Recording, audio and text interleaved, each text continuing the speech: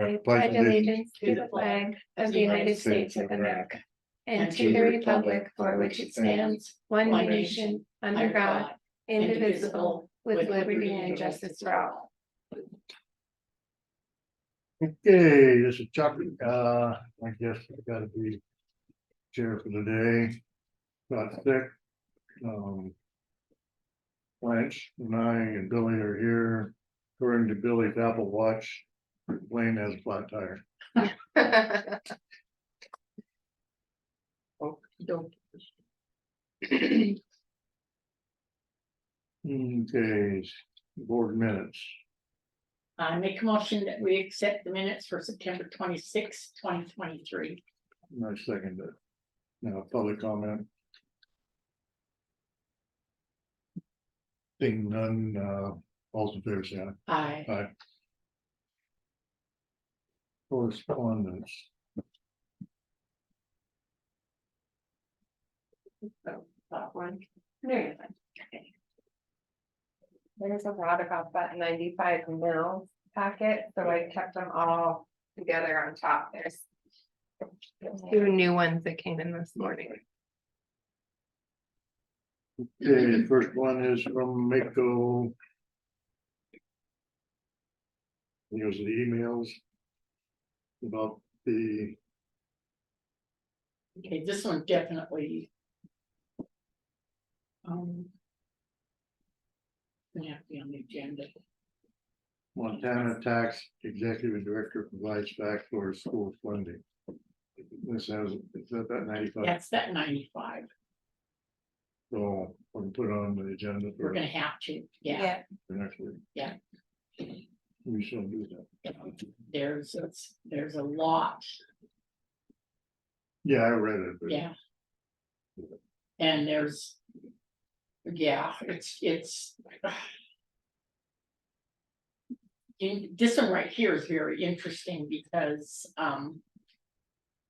when it says the educators are saying that you need to do the whole 95, because then we're losing money.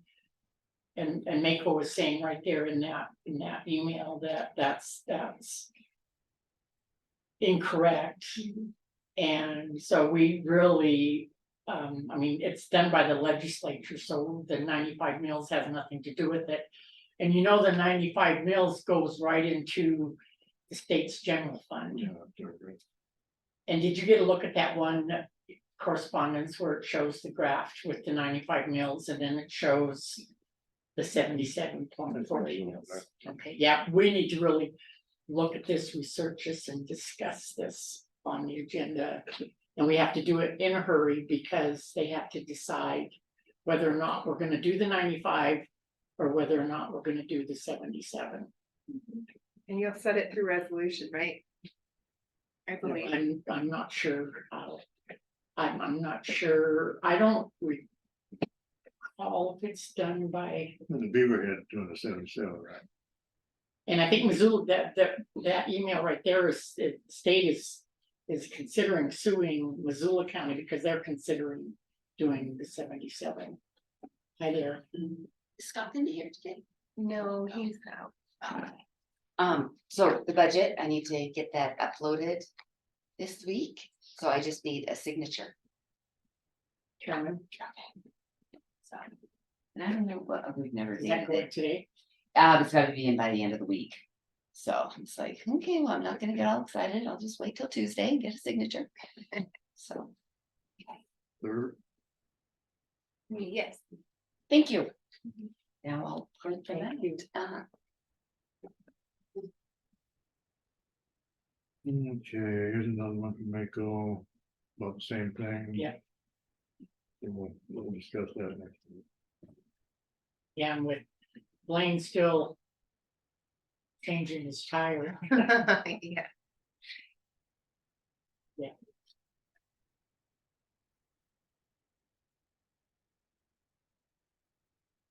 Can you go ask Vicky if she could come in just for a second? Yep. And another one from Mako. About the same thing, 95 an hour, so. Yeah, this is the big deal. You know, when I read it, I was meaning 2077, when you look at it, when the county does theirs. We have to do it. Inflationary, we have to do, remember when I explained. Last year's cash value, we have to keep the cash value a simple inflationary. What the state allows us, so we can't use what the assessment on that, the school meal thing. When does that have to be? As the ones that I've looked at from the treasurers, they want it on this year's taxes. So everybody's getting their taxes now. So it's like in the next week, So Tuesday. yeah. So Okay, it'll have so to be what- done Well, if you guys decide, whatever. you need it by this week. I'm just waiting for Myrna to give me the okay that I can start running, so. Cause I've got the download, I'm pretty much ready to go. And that's on the decision whether or not we do the 95 or the 77. Do you guys wanna do we a can't make a special decision. session? No, You can't make one today, right? it's gonna have to be after Tuesday, next Tuesday, So you could do it Tuesday. Yeah. Okay, next Tuesday. Next Tuesday. I'll go with that. Yeah, So and we don't do it by resolution, do we? the Mako suggests that there is cause they gave. A or sample. a sample resolution out there. So resolution is then it's gotta be adopted after 2 weeks, so if we did, Doing about their taxes. then. What was Mako's recommendation? Huh? What do they recommend, Mako? that the resolution is, oh, Mako, they can't really recommend. They're not, yeah, they're not That's, saying. you're looking at, Mhm. this is one big, That's why I say it's gonna be a big mess. I think, because especially if the counties are all gonna start going with the 77, then I think you're gonna see a lot of lawsuits out there. And even the same other way too, if they leave it at 95, then there's gonna be lawsuits out there, so. It's either way, I so don't know. what could resolve this? The state coming, Someone finally making a decision up, because who was it, who does the. Oh, not county attorney, but not the Attorney General? Yeah, Attorney And General, he won't make. he that won't comment. make it, he won't comment on it, he yeah, won't, because yeah, of fear of litigation, yeah. because he knows That's there's what gonna he's- be litigation. Mhm.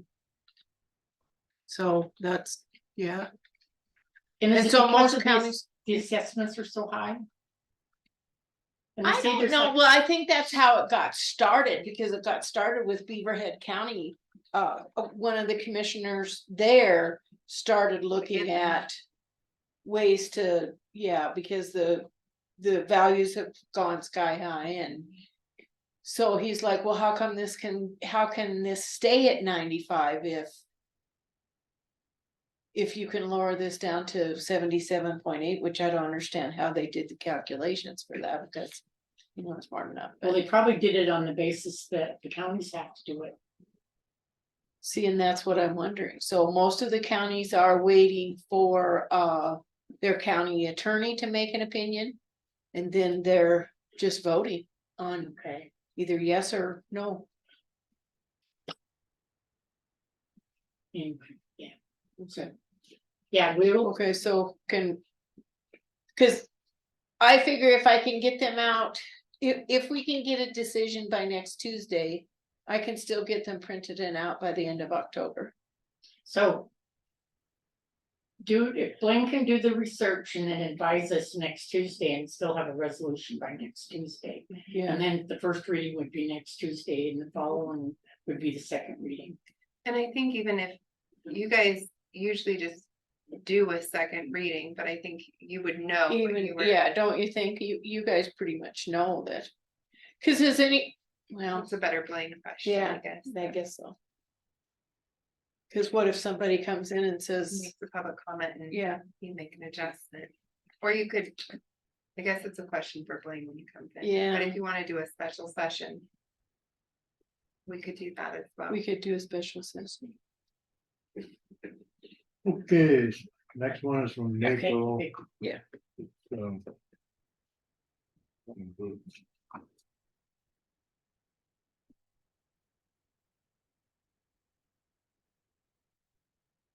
And then Granite County District Court.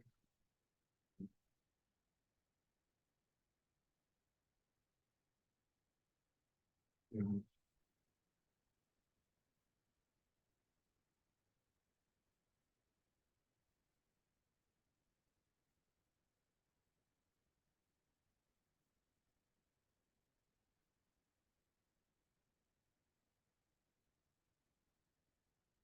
next one is from a guy, Steve. Ingebrigtsen. Subject, each element area of focus for fiscal grant closures. Okay. I think he's the district guy for the FAA. And he was just talking about the closeouts of grants for this year. But Ernie will be in later today and he can kind of give an update on our FAA grant. Okay. Let's talk earning.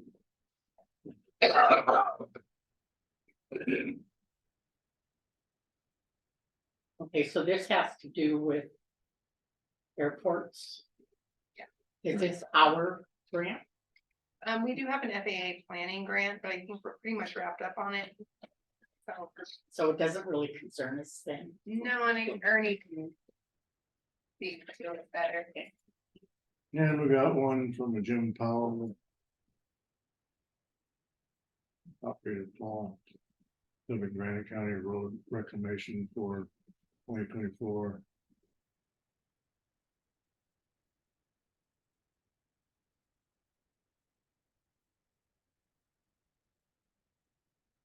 Wants to discuss the. Working. What's that? Want to discuss the Working WR. Reclaimer for 2024. He's a sales. Who's that? Is that from Powell? Yeah, Sales guy from RDO. One of them multi-million-dollar machines that come in and grind the road. oh, okay, I saw the advertisement. Yeah. They said, yeah, it's too much for us. Yeah. And I say Be nice. the M word. Be nice. That's all the correspondence. Public comment. Elena. What is a WR reclaimer?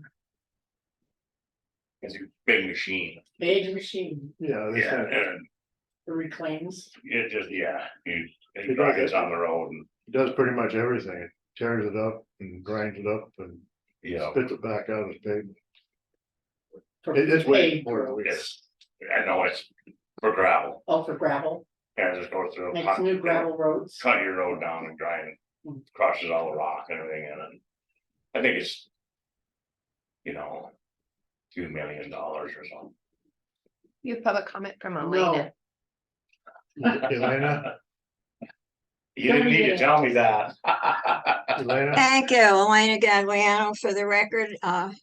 Going back to the correspondence, since I didn't hear public comment. I think you had public comment, I don't know.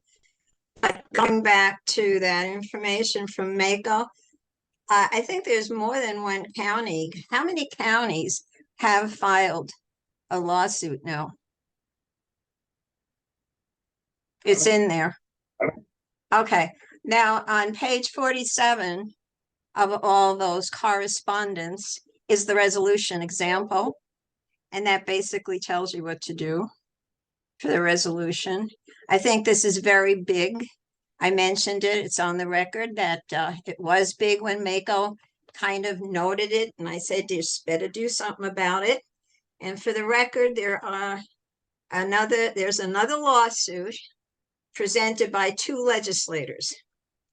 So that is filed. This is big.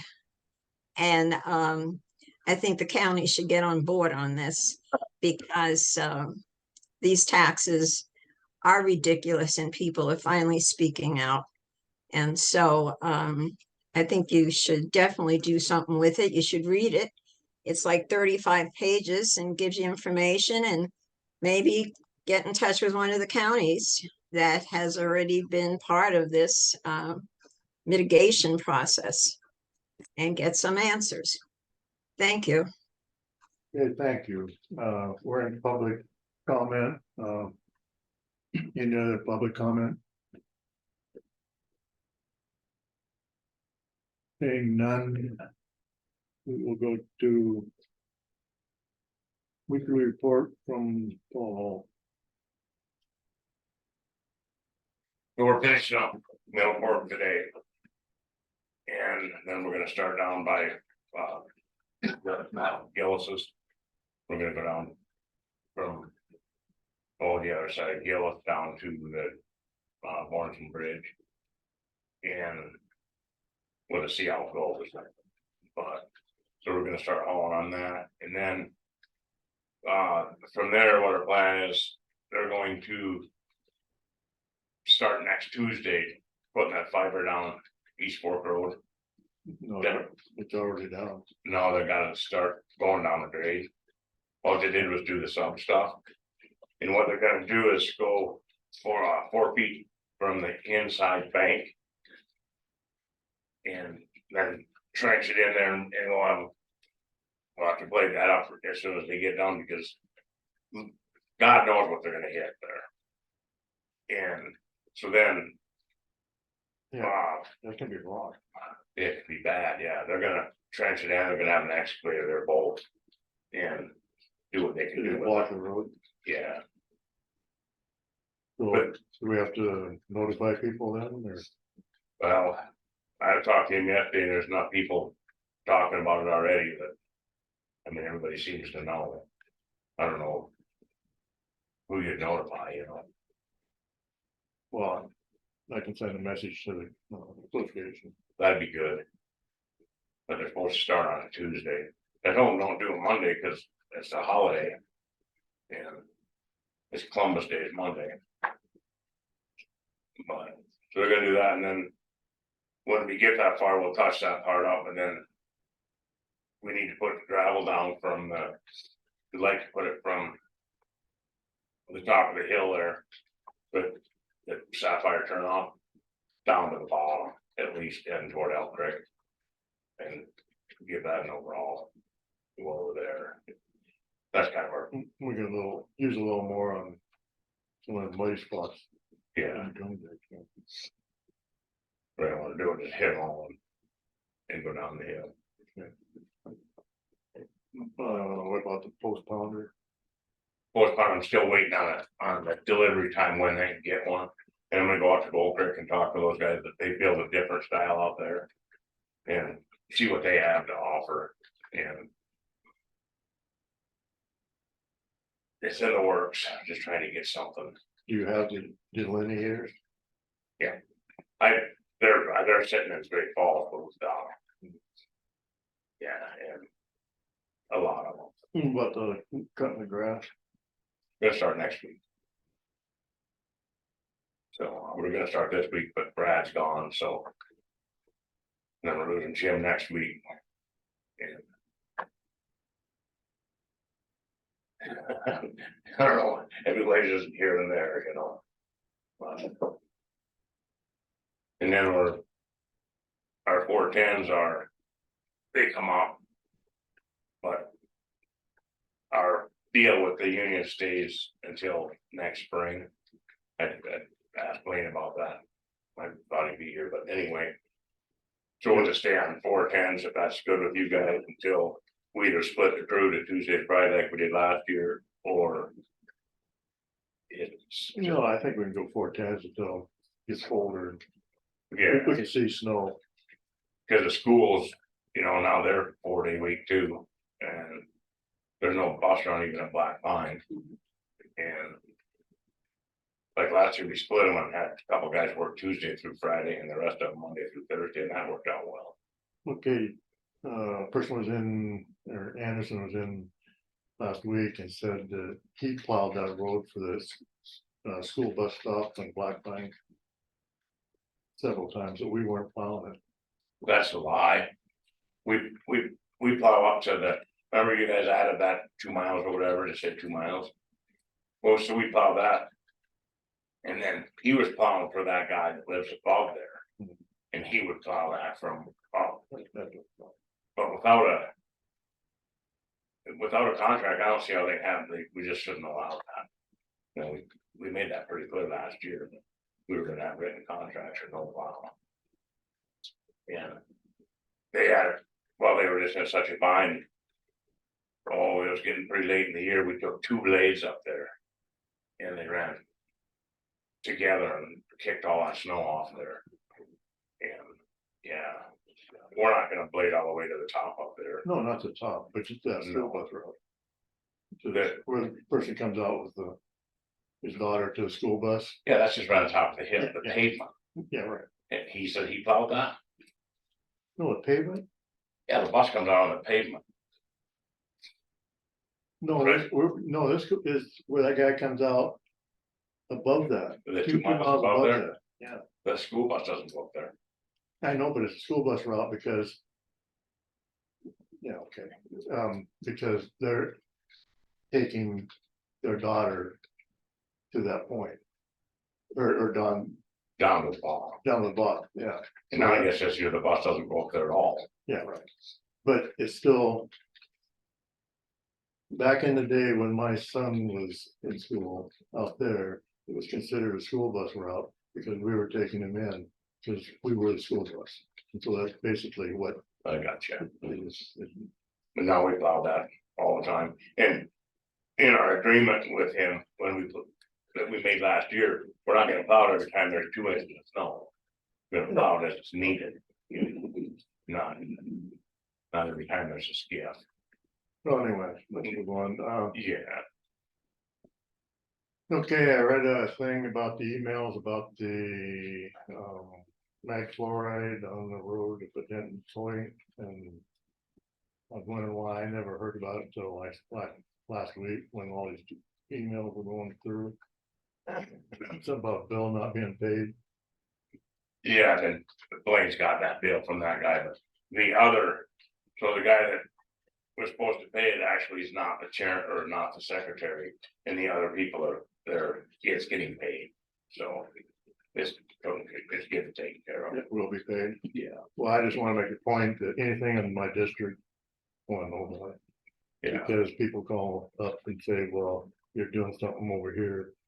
I didn't have a clue about it. And I can go, no, they're not. yeah, So I no, want to know everything, and they can call me right, and we can work things. no, good.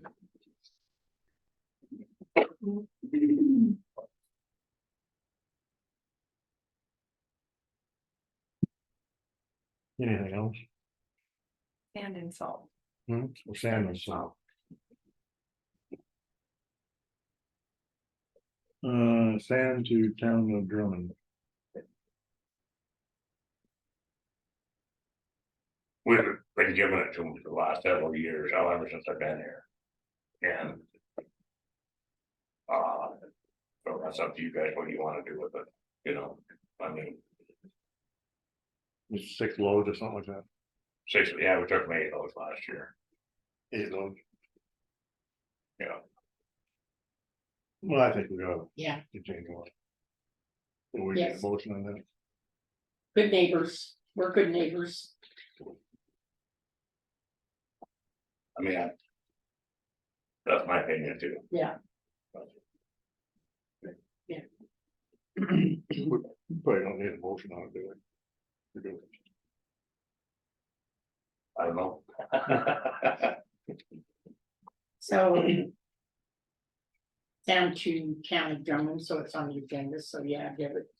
We don't have to put it on the agenda again, right? No. Okay. So give them their sand. We'll do that. Yeah, Okay, solid waste Crosswalk, and crosswalk update. on the solid waste. Going out Crosswalk. as soon as I leave here to meet with the locate. We'll do solid waste, right? Then we'll go. Oh, okay. So I'm gonna meet with the locate guys out here as soon as I leave here. And we're gonna figure out where to put the well, and they should be drilling the first part of next week. We can get that part in. And we're gonna try to put it over by where the compactor is. If that works, and if not, we'll have to put it by the shop. I'll have the answer to that, I guess, next Tuesday. Or, I guess it doesn't really matter where it's gonna go, we're just gonna put it in where it has to, where it fit, you know. But other than that, that's about it. Okay, the crosswalk. I think Vlad's here. No sense in going over it twice, just come on out. I'm hoping this is my last time to come visit you guys this, Vlad? this fall. I know more about radar signs than I ever care to know about again. So basically. State your name. Oh, I'm sorry, I'm Vladimir Babbage, Georgetown, 255 Georgetown Lake Road. So I did some research. Billy's got most of these emails for these different quotes. Talked to 3 different companies. Kind of a little bit of apples and oranges. Traffic Cam, if it was my money, then they're the guys I go with. That's the first quote. They're at 7811. They're manufactured all in Post Falls. They've got a good customer service. So when you call them, somebody answers, you know, so like when Paul and them would install it, they've got tech support that would help him install it, set it up, do all that, any problems. These other people I talked to were pretty much just salespeople. And one thing, if you look at where the price really kind of gets changed up is in the solar panels. And on that solar panel, they've actually did the calculation for like Georgetown Lake and Phillipsburg for the days of sun. So that you have what they're calling non-ambient solar days, that there's enough charge in the panel so it'll work, where the other ones are like 20 watts, one's 50 watts. So the 21 watt, the price looks less, but I think in the winter time, you know, it's probably not gonna work as well. The other thing on the Traffic Cam versus the other two have like a cloud type deal where Billy or whoever could get it from a computer, but theirs doesn't have a cloud. You can go right up next to it and it, you know, sends off like a Bluetooth signal to download it. It'll hold about 6 months worth of data. And what's kind of interesting, I was joking with Paul and Billy, they got smart, I never thought about it. They say you'll set a max speed and it'll flash too fast. So like when I was in high school, if I wanted to see if I could go 90 miles an hour through it, it's not going to give you 90 miles an hour. So that's something, you know, that, you know, Paul and I talked about, you'd want to set up, but it holds about 6 months worth of data. And then if Sheriff Scott wants to look at the data on any one of these, he can look at it and say, okay, like 7 o'clock to 9 o'clock, this is where everybody's exceeding the speed limit or the number of people that are exceeding it. They hold about 6 months worth of data. All of them. Yeah, they're all pretty much the same, Chuck, on that type of deal. But like I say, I think the traffic I think I got that maybe spelled wrong. I think it's Traffic Calm or whatever, but they're out of Post Falls, Idaho. The And Traffic Cam is, yeah, they're out of Post Falls. They're local. I mean, if it was my money, they're all USA products type deal. So, and like I say, the other ones for that Bluetooth storage is $500 a unit after the first year. So then you're incurring $1,000 cost if you want that service, which I don't think you want to do. There's enough people. Even if I have to go get the data, I can email it to Billy. And, you know, some point if that's, I mean, there's enough people that'll be going by. Just a matter of knowing how to do it. And there's 6 to 8 weeks lead time. so what are you thinking? Traffic Cam? That's what I think. Yeah. You know, they're not just because they're cheaper, but they seem to So we're getting 2 of them then. fit the bill. Yeah, that's what we talked about.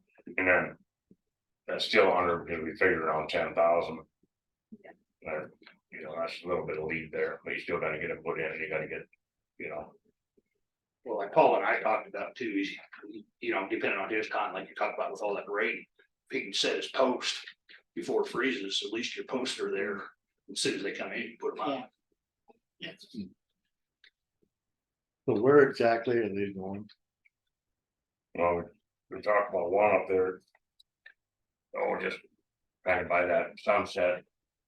And the other one on the other side. Oh, maybe by the fire hall or something, or as you're coming down that hill. No. We're on Georgetown Lake Road.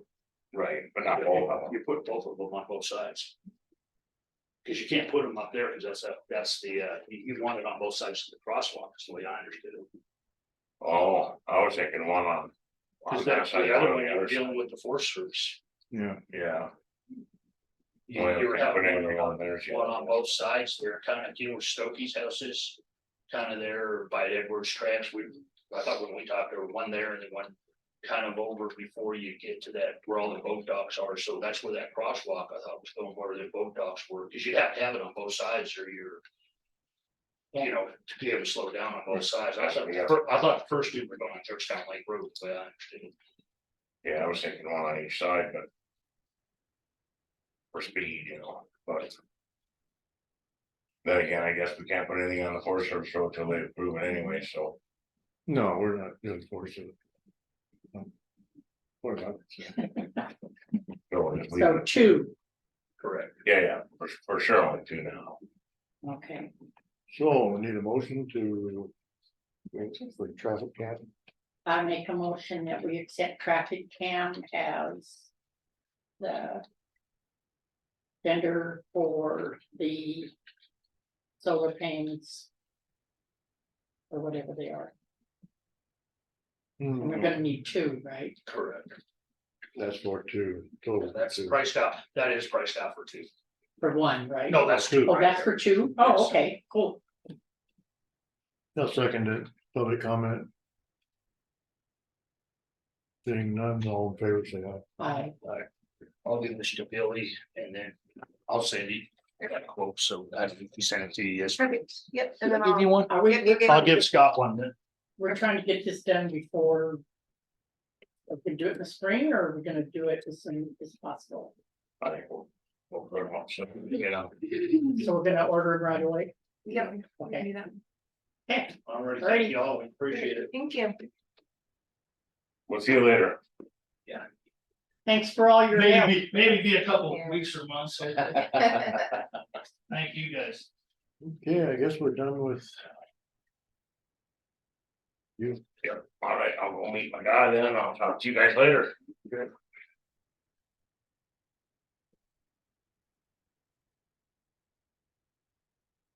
You got by the track machine anyway, huh? Got by the track.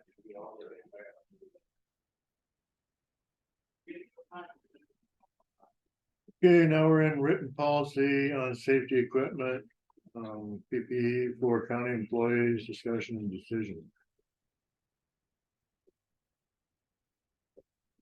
I can get it up in Word if you guys.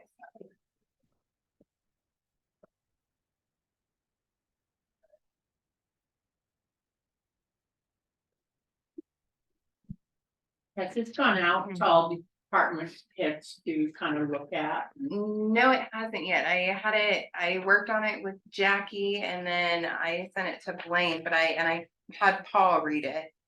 But I could send it to all department heads. That's a good idea. Is this just for road? No, I made it applicable I tried to make it applicable for all departments, for instance, like if the clerk and recorder's office was gonna go spray junk vehicles and they were gonna be in like the roadway, like make sure that we would provide like a vest, or like if Janine was doing something like plowing out there, like I tried to make it applicable to all departments, or like if we're up at the Okay, dam. so, but they haven't seen it. No, I should send it out I to all think departments. before we would accept this, I think. Maybe this should be on the agenda one more Yeah, I time, think we should, and Yeah. it could be submitted to all department heads. Good call. and we gotta talk to Blaine about it too, so. We'll table it till next week. Yeah. And we gotta read it. Okay. Momentum.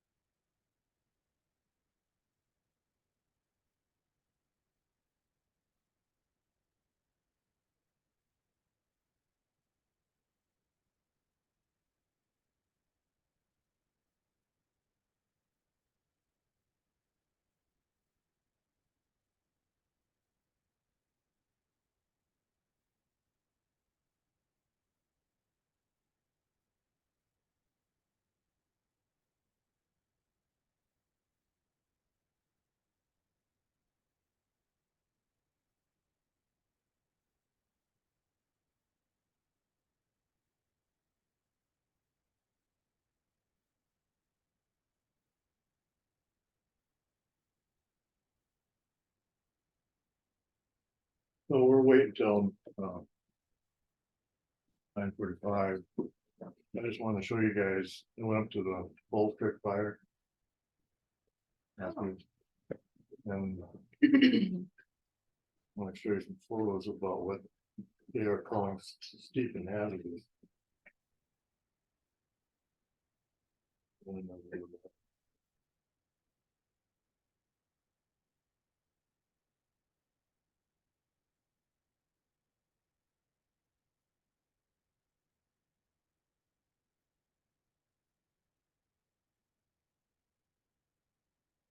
You know, I get my phone pretty much. Just have it, no junk there.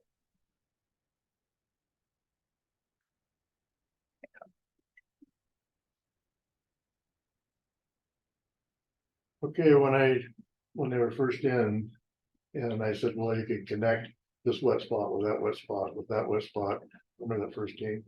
And they said, well, it's too steep and hazardous, they couldn't do it. It's flat.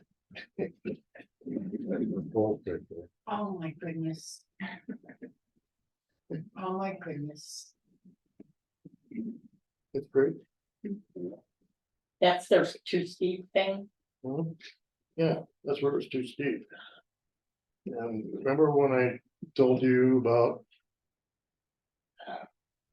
the fires that burnt, you know, like 15 years ago, 20 years ago, and everything's all falling down, Yeah. and those little trees are growing up. Yeah. Well, this is right next to that picture there, it's right at the edge of the fire. But this part didn't burn, but I'm sure a lot of it did. And remember I said, oh, the old trees would be jackstrawed and it would burn hot and sterilize the soil. That's what the mole fires look like. Yet you cannot walk them. Wow. Let's see, and that's all. Okay, so now this is, remember when I told you that it would burn too hot and burn these little guys? Is Yeah. that what you're saying? And now this is just recent, this picture right here, I or, think I just took it 2 days ago, okay. like that, Friday or Saturday, Friday. So is this a good picture then? This is. Yeah. Okay, That's an old fire.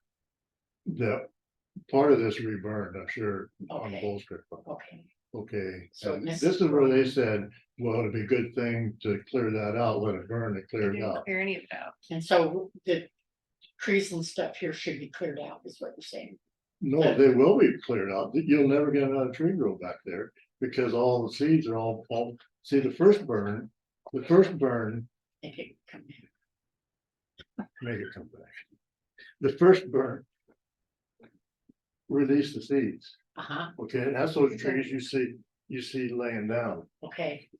That's the trees laying down the first burn, That's from the first burn. okay. Yeah. So now is there a second burn here? Where's the second burn? Well, this is right next.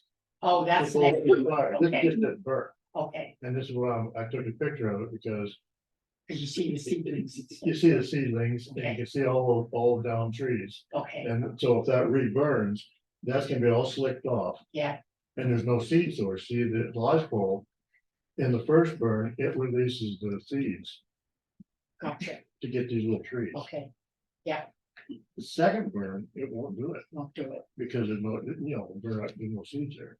It'll burn too hot anyway.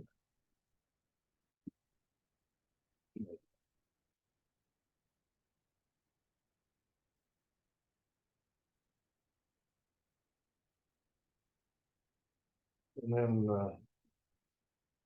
you can put that in the storybook. this, Remember when I said that, there was a whole bunch that didn't get burnt, what they had planned to burn, and where they built their fire line. And so this is the road and this is the fire line, and so they had planned to burn all this, and this is a lot of acres. Thousands of acres, it didn't burn, it didn't, but it was in their plan to burn, they planned to burn it, but they didn't but burn it, then we got the rain oh, and. which is good, they didn't burn it, Yeah. yeah, Just Oh, yeah, that's where their line is.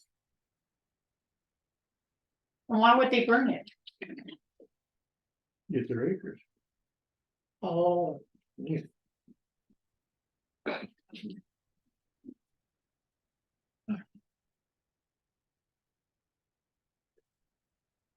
You need to go on, tour. And start educating people.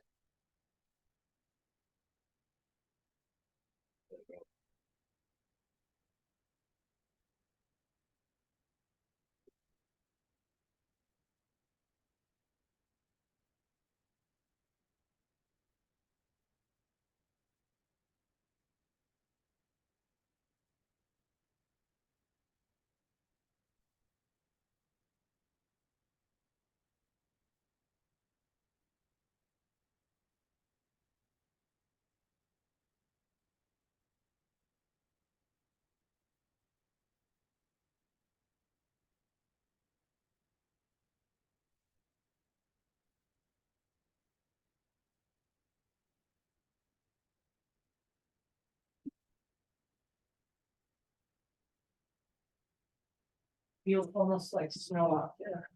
We don't say that. I know.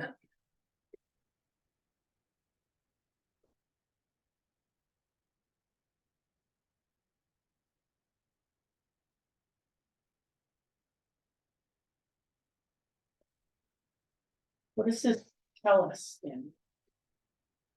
What not to do?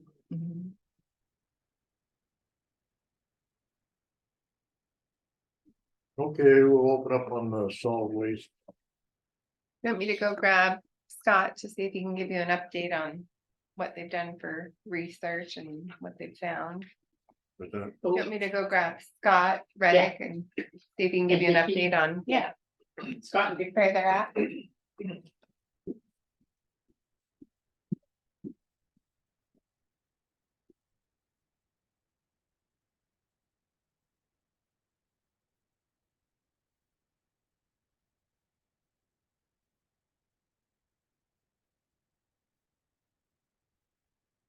yeah, what Blaine was here to explain. And I read this. Where it was changed and I think it's okay, but it's kind of long. so in a nutshell, what are we doing? In a nutshell, what are we doing? What are we doing? Last time we talked, Rick gave me a listing of all his customers, okay, and it's his listing and it's in his format, you know, so what I'm doing is going through the 750 customers and, finding the tax ID number to that, so I can tie it to the Yeah. dump system. And then, but I've gone through 150 of them. And I'm probably finding about 80% of them, because the tax IDs, you know, could be, you know, a renter or something like that. They don't have a tax, you know, Right. it's not a tax property per se. But they can still use pickup. I'm finding ones with 0 units, you know, on the taxes, or the tax doesn't exist. So do you think you're finding some that actually maybe in the lake area best? Or, I don't know the locations per se. I mean, I see Georgetown, you know, Lake Road and things occasionally, but I'm not sure. like the county runs right to the middle of the lake. Right, and I know the Deer Lodge side, you know, Anaconda side, they come in and we'll catch them at the dump and we'll See, now the clerk and recorder has a list of. That might be helpful. You might be helpful getting on Matt's website, but they have a list of streets. That might be helpful to you. that. So what's the policy? Can they still get pickup from Granite County? Well, if they're not a granite, if they're, Granite disposal? yeah, if they don't. If they reside in Granite County, but if they are not in Granite County, then they shouldn't be. We shouldn't be dumping in. In our county because they're putting. Right, They should be dumping on the Anaconda Deer Lodge side. yeah, but I don't know how, that's more of a Rick thing, isn't it, where he's. There, I'm wondering if there should be a way you can. Plug it in and see whether or not it's on the Granite County side or the. There's, Okay, how are we gonna do this? Is he gone, is she? She's in a. It would take a while, you can go like on Google Maps, and you can type in that address. So what I'm doing, I'm finding gaps in some of the listings from Rick, and those gaps be closer looked at as possibly outside their county Right, or up in Georgia. Things. there, And then do you we- have software that shows streets and stuff that are in Granite County? Right. Yeah, so I can look up, street addresses. And things Yeah. like that. A street address to see if it's. Okay, So did you say Anaconda Deer Lodge, people are coming here? I did not say that, no. he doesn't know, cause he's. What I'm doing is I'm going through all the addresses and names and try to find a match to the tax ID number. And then I can tie it to the dump. And see if they've got units, or they're not. And there's some people with tax IDs that have not paid for trash. So they omitted that trash fee of $135 on the taxes. But they're still getting picked up, and I'm not sure what the policy is, if you got property. And you're supposed to forfeit your 135 trash to Granite Disposal. I'm not sure how that works. Or you're not qualified for a pickup if you you haven't paid into the system. Well, they gotta pay.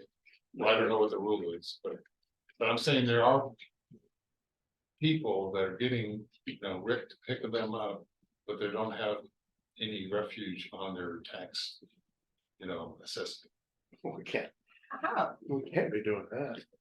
Well, and this is what I'm finding. I'm not throwing any rules or regulations. I'm just finding this is information. I'm just data mining, and I'm trying to tie Rick's list to our dump system. And then I can report. My goal is to, once I get all that list, I can see who's getting pickup and also going to the dump, and how much they're dumping and things like that. So that, that's just more information. So the one thing. She does have streets that you can access that she can help you with. Right. So that you can tell whether or not they're in Granite County or not Granite. Okay, so what I'm trying to do is find out everyone with a tax ID, Right, and then there's gonna be ones I Right. can't find. Then I'll- and then you Yeah. can find with the street address. Right, That if it's in Granite County, it's gonna show on her list, okay. the street address. And is that on a website or is that? She's got it in hard copy. Oh, But she does, you might be able to access, Matt's Mapping has software that possibly you can access, but she's got it in books where it's really easy and it's alphabetical that you might be able to. what I've also done is gone to the cadastral and, I find that address and I'll click on the units that. I think these are just addresses, Yeah, okay, so addresses would probably be easier where you have to, on the cadastral, probably do by name, right? You can't go in by the street address. you can go address, name, geocode, tax ID number, there's a lot of ways to get in and You can do it by street address. street address too, and. But that's, I think, probably, I don't know, you might wanna look at her list and see if it might. be Well, that's what I'm easy. saying, if I can find it on the street address, then Yeah. I'll enter it in. And like I said, sometimes I can't find it there, and that's where the gaps are, and that's when I go back to Sarah's list and. Find those different. Yeah, and so what she has is, it's a Granite County atlas and shows streets for Granite County Okay, on a map, actual, does it have the person's ID or anything? on it? it's got, well, no, it doesn't have their tax ID or there, but it shows where they're at by township section and range. Right, okay. Yeah. But like I said, this is my first pass, I got 150 of his pickups gone through. And there's gaps in there, and that's my next step is to follow up with those gaps. And like I told Chuck, some of the tax IDs that I found, I've looked at their assess and there's no refuge on them, some, Really, yeah, so they don't even pay for the trash, but they consider paying for Granite Disposal, I think. you know, paying. So So, some of them don't have solid waste on them, correct, a unit on them. right. And then it's few, you know, only gone through 150, but I'm finding that as well, you know, that's Yeah. something that you need to know. Yeah. you know. That's- How does And there- that happen? And also, there are people that do get pickup, they might have paid for taxes, you know, on the refuge. But they're also still going to dump with stuff, Yeah, so there's quite um, a dynamic going on. so, yeah, and that's the thing is. They should be able to go to the dump, I mean, if they're not gonna use their 2,000 pounds. I don't understand how we're going to do this. Are they giving their 2,000 pounds to Granite? Are they giving their 2,000 pounds so that if Well, I they, think that's why we gotta talk to Blaine, but I Yeah. think that if. Yeah, if it's a co-op thing, wouldn't David give it the 2,000 pounds to him, cause he's gonna figure it out. In the end, if he's over, he's gonna average it all out. Well, that's what you pay for, right, when he's dumping all that stuff, Mhm. the money he charges to get pickup, that's for his business. Mhm. Yeah. But for the county. Yeah. It's gotta be paid for, and that $135 for each unit he's picking up will pay for all our dump fees and services, right? Isn't that how? it so works? I would look at myself personally, right now, I'm one person. And if I was having him haul my garbage, I'd be paying for him to haul my garbage. But if I wanted to go to the dump, I'd wanna be able to go to the dump, because I certainly wouldn't be. Giving my 2,000 pounds. He wouldn't be hauling 2,000 pounds in 1 year, because I don't even haul 2,000 pounds. in 1 Well, if you look at it, if you do 40 pounds a week, that's over 2,000 pounds. And there's a lot of people who do that. And his pickups, I mean, if you got a family of 5, I'm sure that pickup is more than 40 pounds each week. You know. So that goes over right there, and then if they need to go take that piano to the dump, they, you know. Yeah. Even though it's under 2,000. You know, that kind of statistics, without, like you said. The trucks having scales, yeah. We kind of at a loss. But what you're seeing right now, just in your research, you're finding. Some discrepancies. Yeah, there's some holes in the system Yeah. right there. Some people. Yeah. Don't have tax IDs, and some people, well, I can't find a tax ID, you know. They might be renters or something like that, that's the name on it, the address. And every property in Granite County has a tax ID, Right, but I'm tying it to that person. I'll still have to go back and find those, but the ones with tax IDs, there's some with, you know, the refuge 135, and some of them don't. Fewer don't, but Well, last week we talked about anybody that hauls in there. Would pay. For hauling in there, even if they have their 2,000 pounds, we don't know. There's no way to track it. If he's hauling their 2,000 pounds, and then they go to the dump. There's no way to track that, so. I think we talked about, they would just pay extra for those. well, if they go to the dump, yeah, their tax ID is gonna be. At the dump, because they're gonna mark that they hauled to the dump. But there's no way to track with him, Exactly, cause he doesn't want. To, or he can't. Weigh each individual pickup. He can weigh the total, right, so if it goes over the total, then we talked about, and I think that's what it says here, was kind of complicated reading, and then. Then he'll charge that to everybody, but that's the thing, if he wants a co-op, that's up to him and his customers. exactly, And what if they don't wanna do that? yeah, because there's, then they can go to dump. Yeah, yeah. So, I guess well, that's a lot. it's a mess. What we're finding is that there's a lot more garbage going in that dumpster. That's unaccounted for. Yeah. Is what we're finding. Well, Right? absolutely, yeah. Yeah. I mean, if you just Yeah. average out the customers. Yeah. And how much stuff has gone in there, Yeah. then everyone's over, if you average it out. Yeah. And then in addition, there's people going through the dump that are getting picked out. Yeah. But from my standpoint, I wanna finalize that list, I've got other activities that I do, you know, in there, but when I go through that full list, 170, 750 people. I'm finding the tax IDs, and then on another column, I'm writing in how many units they have. And some have 2 units, you know, like, you know, restaurants will have 2 or 3, that kind of thing. But, and then I can actually, once I get on the tax ID numbers, I can tie it to the dump system. Then I can run a listing on how much weight has been going in, cross-reference it to people that are getting pickups, then you'll have some more visibility on how much extra they're getting pickups and they're dumping. Yeah. And that kind of thing. So what we're gonna find, I think, is there's gonna be a lot of them that gonna find, like you said, holes, but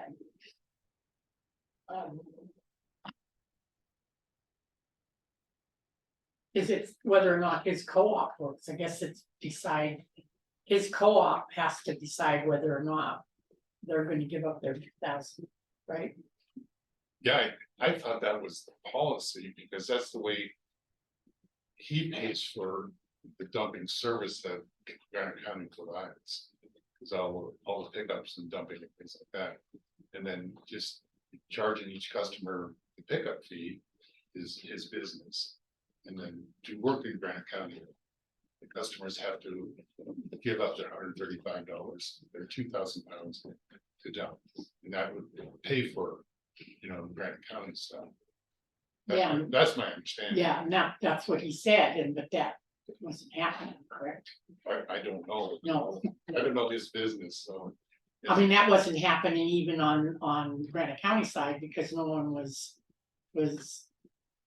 You couldn't see where they had used their 2,000 pounds that went to him Right, for.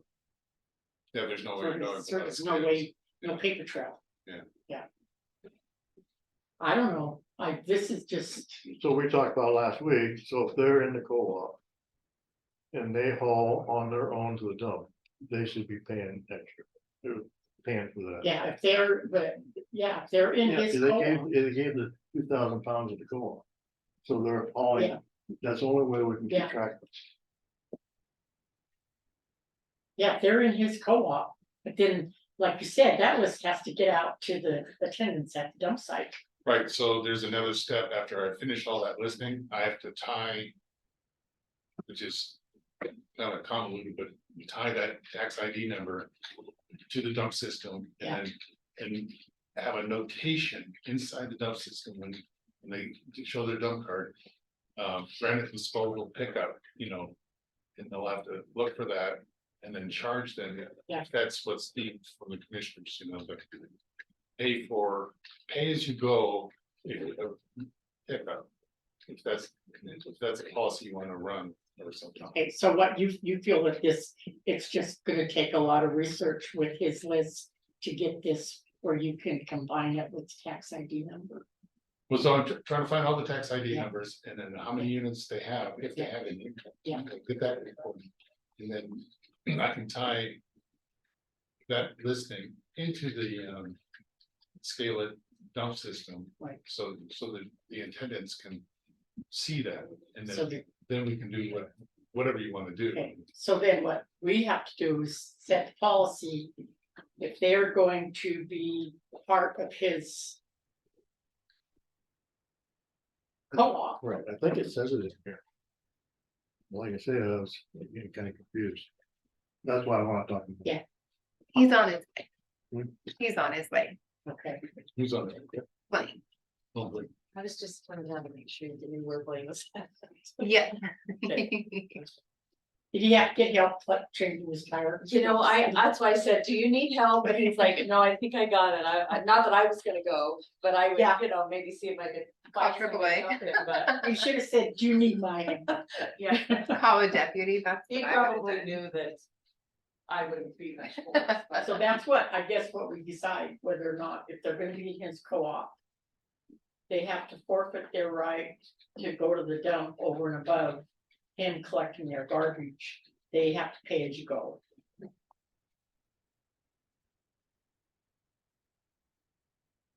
And then, And then it's just gonna take you the long drawn out process to get these, yeah, his list. get everything tied together Yeah. and then cross reference everything. It's, Because it It should is. have been done years ago and it hasn't. been. yeah, there's no visibility Unfortunately, between yeah. the two systems. Yeah, yeah. They'll take a little while, but Yeah. it's doable. Yeah. We'll get the, I don't think. It's gonna happen right away. No, for No, the time policy. consuming because you have 700 people that you have to throw in there. Right, But here's the thing, what happens if they're not Granite County residents? Why are they dumping there? They can't dump, right, so as an attendant, when I was out there, they wheeled in, and I'm. I guess they could pay as you go, And that's what I don't know. happens, yeah, so there's people, then he'd have to pay for them, right? If he's gonna collect their garbage. Who? The Co-op, co-op would have to pay, if he's gonna collect. County garbage, yeah, you can't, he shouldn't, you can't collect he couldn't, he shouldn't, out of county garbage, dumping right off. right? No, he should not be collecting any non-resident garbage. So that has to be in here too, that he can't, is it in here? No, I don't think so. I don't know if does he circle the lake and collect everybody there? Cause half, like you say, half the residents aren't. Right. You have to be a county resident to use the. But then you have tourists that come in and use it and they pay as you go. Right, there's campers that come in, they'll have a couple bags or whatever. We'll charge them, as they come through. But they're tourists, they don't get pickup, No, but if they're an Airbnb or something, there's a tax ID attached to that. to that, Yeah, so it doesn't Yeah. matter yeah, whose name is there, but and like two. Trailer spaces, there's tax ID to those too. okay, yeah, Yeah. there's a 9,000 series or something. But they're, yeah. Rules for commercial solid waste garbage hauling and dumping.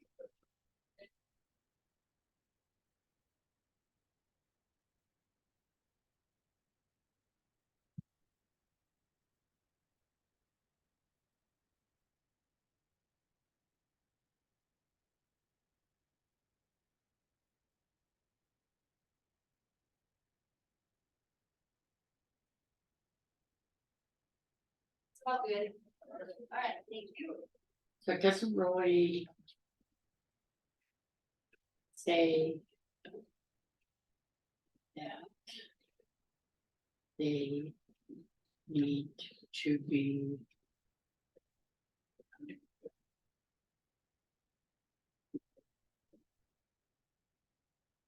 So we're gonna do what, C? B, alternatively, and in lieu of the weight scale.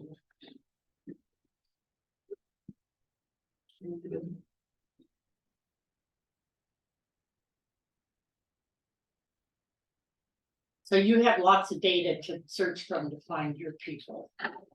Okay, It's just a matter of finding your people Well, on his list. right, so I'm trying to catch. So if they don't have a tax ID number, then you gotta find out if they're renters. From the list. Well, then I look at the physical address and there's a mailing address. Most of the mailing address are Yeah. PO boxes, which doesn't do me any good, then the physical address. I've got to go deeper and maybe Yeah. another list. These are the ones I haven't, can't find an tax ID number to. So on the cadastral, you can pull a physical address and get. it'll pull it up. So if you put your address in there and come up with, So it pulled me up that's physical address. Huh, yeah, I didn't go that deep in this. yeah, like I said, tax ID, name, geo. Geophone. Things, as long as you've got your. Granite Yeah, County. there's a lot of people, there probably some renters too, that But you think under the tax ID, it'd still be under the person that owns. Right, so it doesn't matter if they're a renter or not, you know, there's a lot of rentals in town Yeah. and things. And I'm sure it's run under Be whatever, under that tax ID. yeah, but it's physical address. And sometimes you'll have Tom Jones as the renter and then Mary Smith as the owner. So I'll look up Tom Jones first. I don't know if they're a renter or not, and I won't find anything, but Mary Smith, I'll find a tax ID and the address matches, and then I can tie that and then grab that tax ID number and then put it into my list and just go on. That's what I have to do. You know, multiple searches on one of his pickups on occasion, so it is time consuming. But once we get that list, I can work with Rick to get additions and subtractions, and it's just a little small stuff. Yeah. The Yeah, bigger- once you get it, Yeah. it'll be in there and it'll be easy. Yeah, right now, I've got to move all this dirt. Data entry. Yeah. Know all about it. It's searching, it's the different areas where I have to look to get that information, but Mhm. like I said, I'm about 80% successful, most of these. And if I were to, I was thinking, well, maybe I just let Rick give me all the tax ID numbers, and I don't think him and his wife are up for that task, and I can do it a lot quicker, so it get done with mine, I have it faster. 'Cause I don't think they have the tools to search all that stuff. Yeah.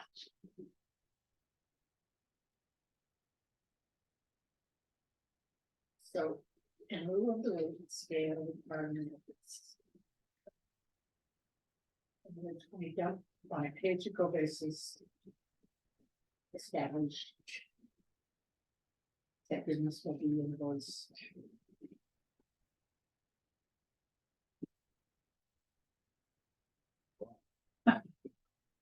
The B, said business shall be invoiced on a quarterly basis by Granite County. How would we do that? Say that again. B, 3B. How do we invoice him? Who you invoicing, Rick? Or individual customers? So it like.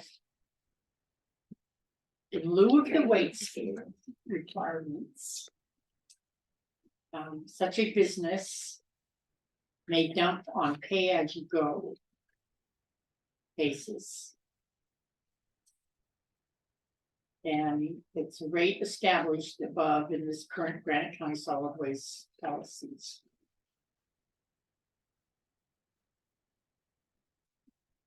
So would he pay as he went when he dumps every one of his loads? Then it goes back to his.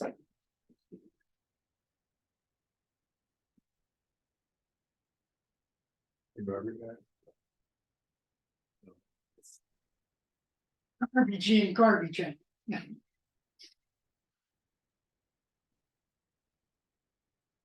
Well, let's table this till next week. Okay.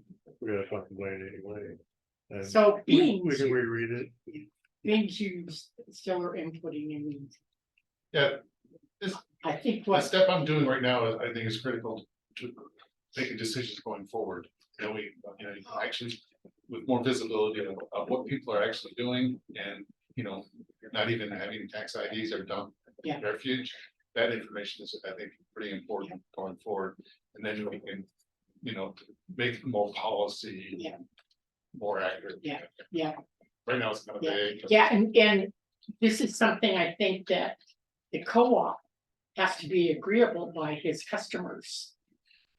And how does he know it's gonna be agreeable by his customers? Cause right now his customers can get their garbage collected and hauled right now without, and haul themselves Sure, yeah. without anything happening. And Lynn mentioned that Jody was charging people, that were getting pickups, but I talked to Jody and said, no, that's not true. She has no way of knowing who gets picked up or not, unless they mention it to her. Yeah. And she doesn't charge them. Unless they don't have their dump card or they're a visitor or something. Yeah, Really? well, she'll charge them if they don't have their tax ID number or something. She doesn't know who they are, they're not in the system. Then she'll charge them as a visitor. Well, if she can't find him in the system, she charges him. Yeah, Jody at the dump. she does, yeah. Okay, What's your last name? I did the Yeah. same thing. What's your last name? Then I can find it. Then what's your street address? And then if it verifies, then they go ahead and do it. But if that doesn't happen, then they're qualified as a visitor, like a camper or something. You know, they, so if she They get can't charged. find him in the system, charge, sure, and then it's 20 cents a pound. but she'll find him in the system if they have a tax ID. Not necessarily, because not all tax IDs have dump. Have units on them, which they, They should. yeah. So our solid waste people are kind of lax then, aren't they? Some people, no, there's actually, some people don't have it. I don't know if there's an exception or something. I know there's a. What Vicky said, a black area in the county where they're exempt from. Going Paying Clinton. for the dump. Have you heard of this? I think that's down by Clinton, right? Yeah, Yeah. It's right there, you know, the Rock Creek, off ramp. yeah. I think it's The same as the our Howard area, I think they have it. I'm wondering if it's the Clinton Fire District that's been excluded. Cause it's like the Clinton Fire District that's excluded from the hospital district too. I would see, yeah. So if you look at the Clinton Fire District map, you'll get an idea of just who's excluded from solid waste and from the. My understanding, everyone is supposed to pay for trash regardless, you know, if they have a tax, you know, they. No, if they're excluded from that. No, but I'm talking about everyone else. Everyone's supposed to pay for, you know, trash pickup. Not, Oh, they pay for trash. pickup, tra- no not, matter not, what. not pay for trash pickup. but Ah, Yeah, there's that's my understanding, but there's people that don't. I don't know why. so here we go. We have he's probably hauling garbage for the Lower Rock Creek people that are excluded. Then you can't haul for them anymore. Yes, home. Well, I don't know. That's what I'm saying with this visibility. We can use the tax IDs and find out who doesn't have any. That's probably where you're Or third. finding there's no units because they're Lower Rock Creek and they've been excluded from solid waste. It's quite possibly, but I haven't, you know, But it's not researched the part of it. addresses all over. That just take forever in it itself. But once we get this information, we can dial in and spot check a few places. How dare they? You know, I'm just like I said, data entry, I'm trying to get the system, you know, talking to each other. That way we can report off of it. Yeah. You know, then, you know, people higher up can make the decisions on what to be done. Oh, we Oh, don't- we're gonna move on.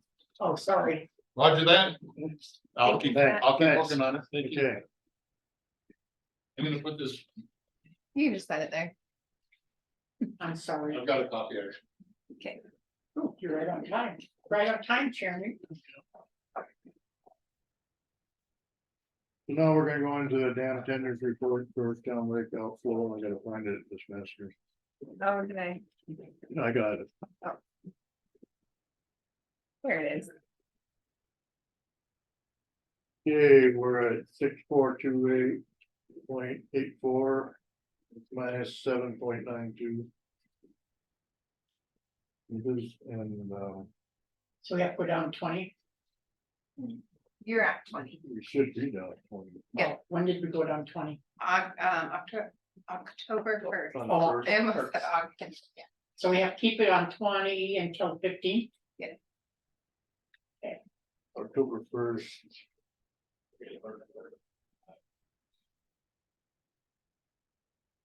Yeah, 30.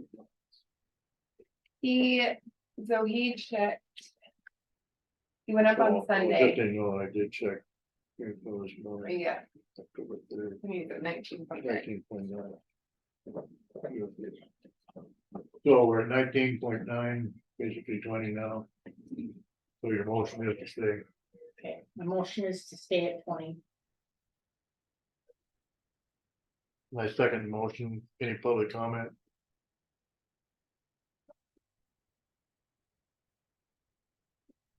I forgot to ask about public comment on the garbage. Nobody's on anyway.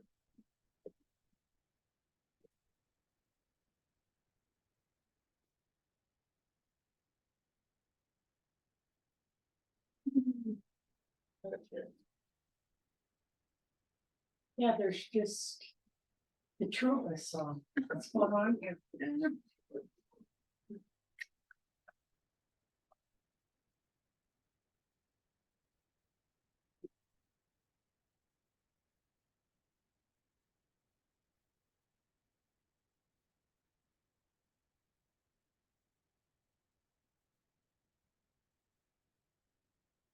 That'd be interesting to find out that list if there's a big list of people It'll be getting interesting. their garbage picked up Lower Rock Creek. Yeah, That it'll, don't have any units. I think it's gonna take a while, but it'll be interesting Yeah. to see when he's done. Then he can pay for their garbage, right? Or they can't haul because They can't they go. don't belong in the district. Yeah, I wouldn't go down there. I would It's just not a say, lot of gas you money don't to- belong in the district, you can't haul your garbage too.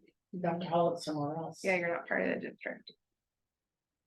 They're not part of the district, to not haul their garbage.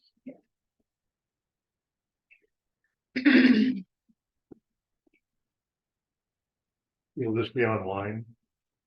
So that, I just got emailed that right this second, and I thought I would give it to you, but yeah, I can include it in next week's correspondence. Yeah, What is it? nice letter. A very nice letter. Some people just emailed into the commissioner's email a letter to Chuck. Inviting him to discuss wildfire. What? To discuss wildfire.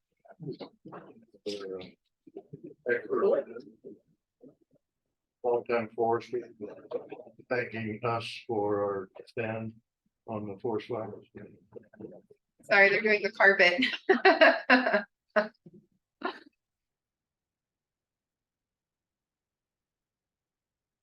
The group, join it, get on the bandwagon. Make our forest where they're supposed to be.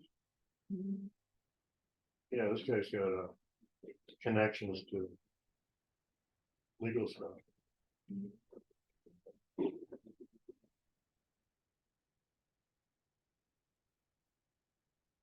Any day but Tuesday, she said. You know, I think they were gonna do it over the weekend, but they don't work weekends, and then they started yesterday, and I thought they were gonna start on those stairs yesterday, but they did the entryway yesterday, and that was not nearly as loud. Oh, I didn't even notice. It's so nice. It does look nice. It's a little bit darker than we thought it was gonna be. I'm Better than- excited to see this. Whoever put the cans in. Yeah. Yeah, you should see that.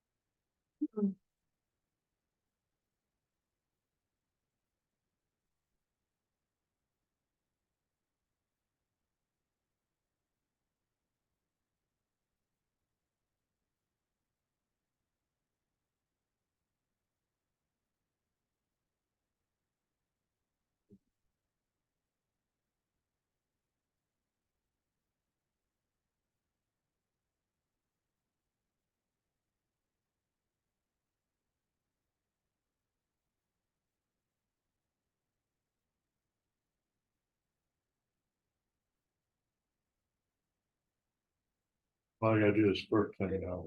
Oh. Now we're in FERC extension time request. On comments on PGA analysis. This is a letter to FERC, we're requesting more time. To work with HDR contractor to. Do the final seismic hazard analysis. Kareem called me yesterday. We have, we're running out of time to respond to our original comments that they had asked for comments back on. So he said to get a letter for an extension in within the next week. So I had gotten a hold of Jeremiah and that's why the agenda's amended and all that jazz. Their motion to send the letter. I make a motion that we send for an extension for a time request on comments on the PGA analysis. I second that. Any public comment? Seeing none, all in favor, say aye. Aye. Aye.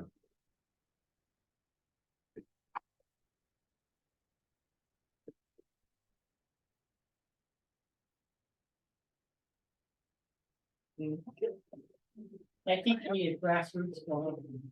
I do, I think this is awesome. With your expertise, I think maybe something can get done. Yeah. Thank you. Yeah.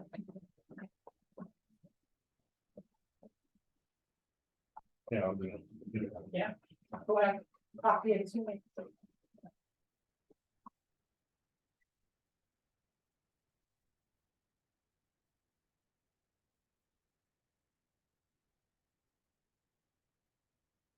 Great. It only takes one person to get that squeaky wheel squeaking even more. I mean, it's true. Something needs to be done. Okay, now we're inspection of bonds in accordance with MCA 7-4-22. We don't have any bonds right now. We don't have any big projects like that. I think we will as soon as we start the elevator project, but we don't have any for inspection. It's just a lot. Put it on the agenda and do it. Yeah, that's easy. Yep.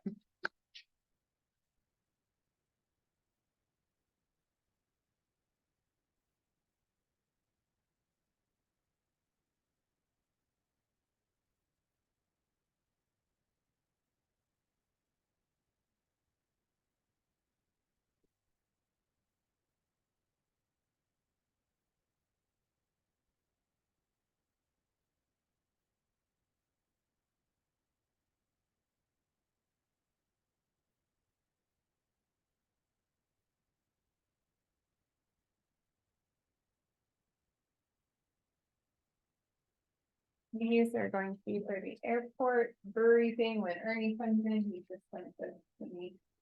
So he comes in, he wants me to print it out for you guys.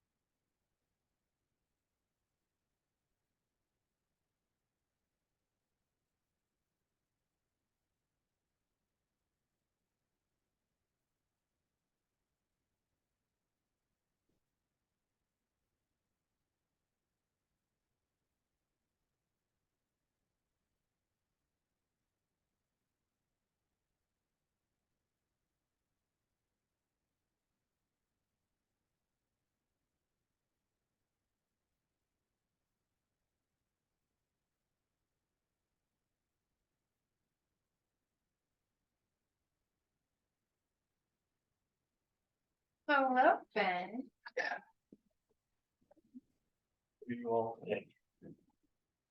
How are you today? Oh, I forgot. Trying to get caught up. Stuff. Okay, now we're gonna move into Tri-County Fair Board.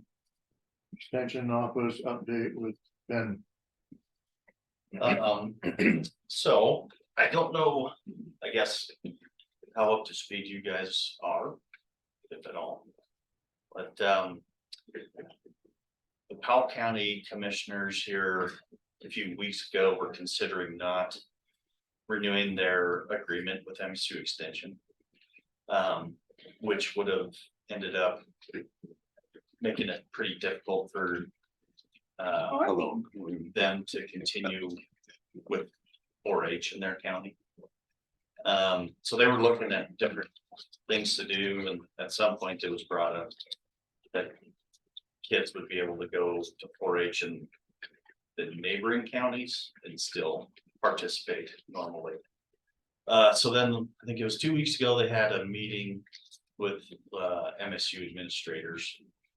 And the first part was a closed door meeting, so I'm not entirely sure what they all discussed there, but and then they had an open to public meeting after that, so anyway, at the end of that, the commissioners did renew their agreement with Extension, so and they told, so Dan Lucas is one of the administrators who's been working on that with them, and so I talked to Dan and he said they so they'll look to hire a new extension agent because the previous one resigned.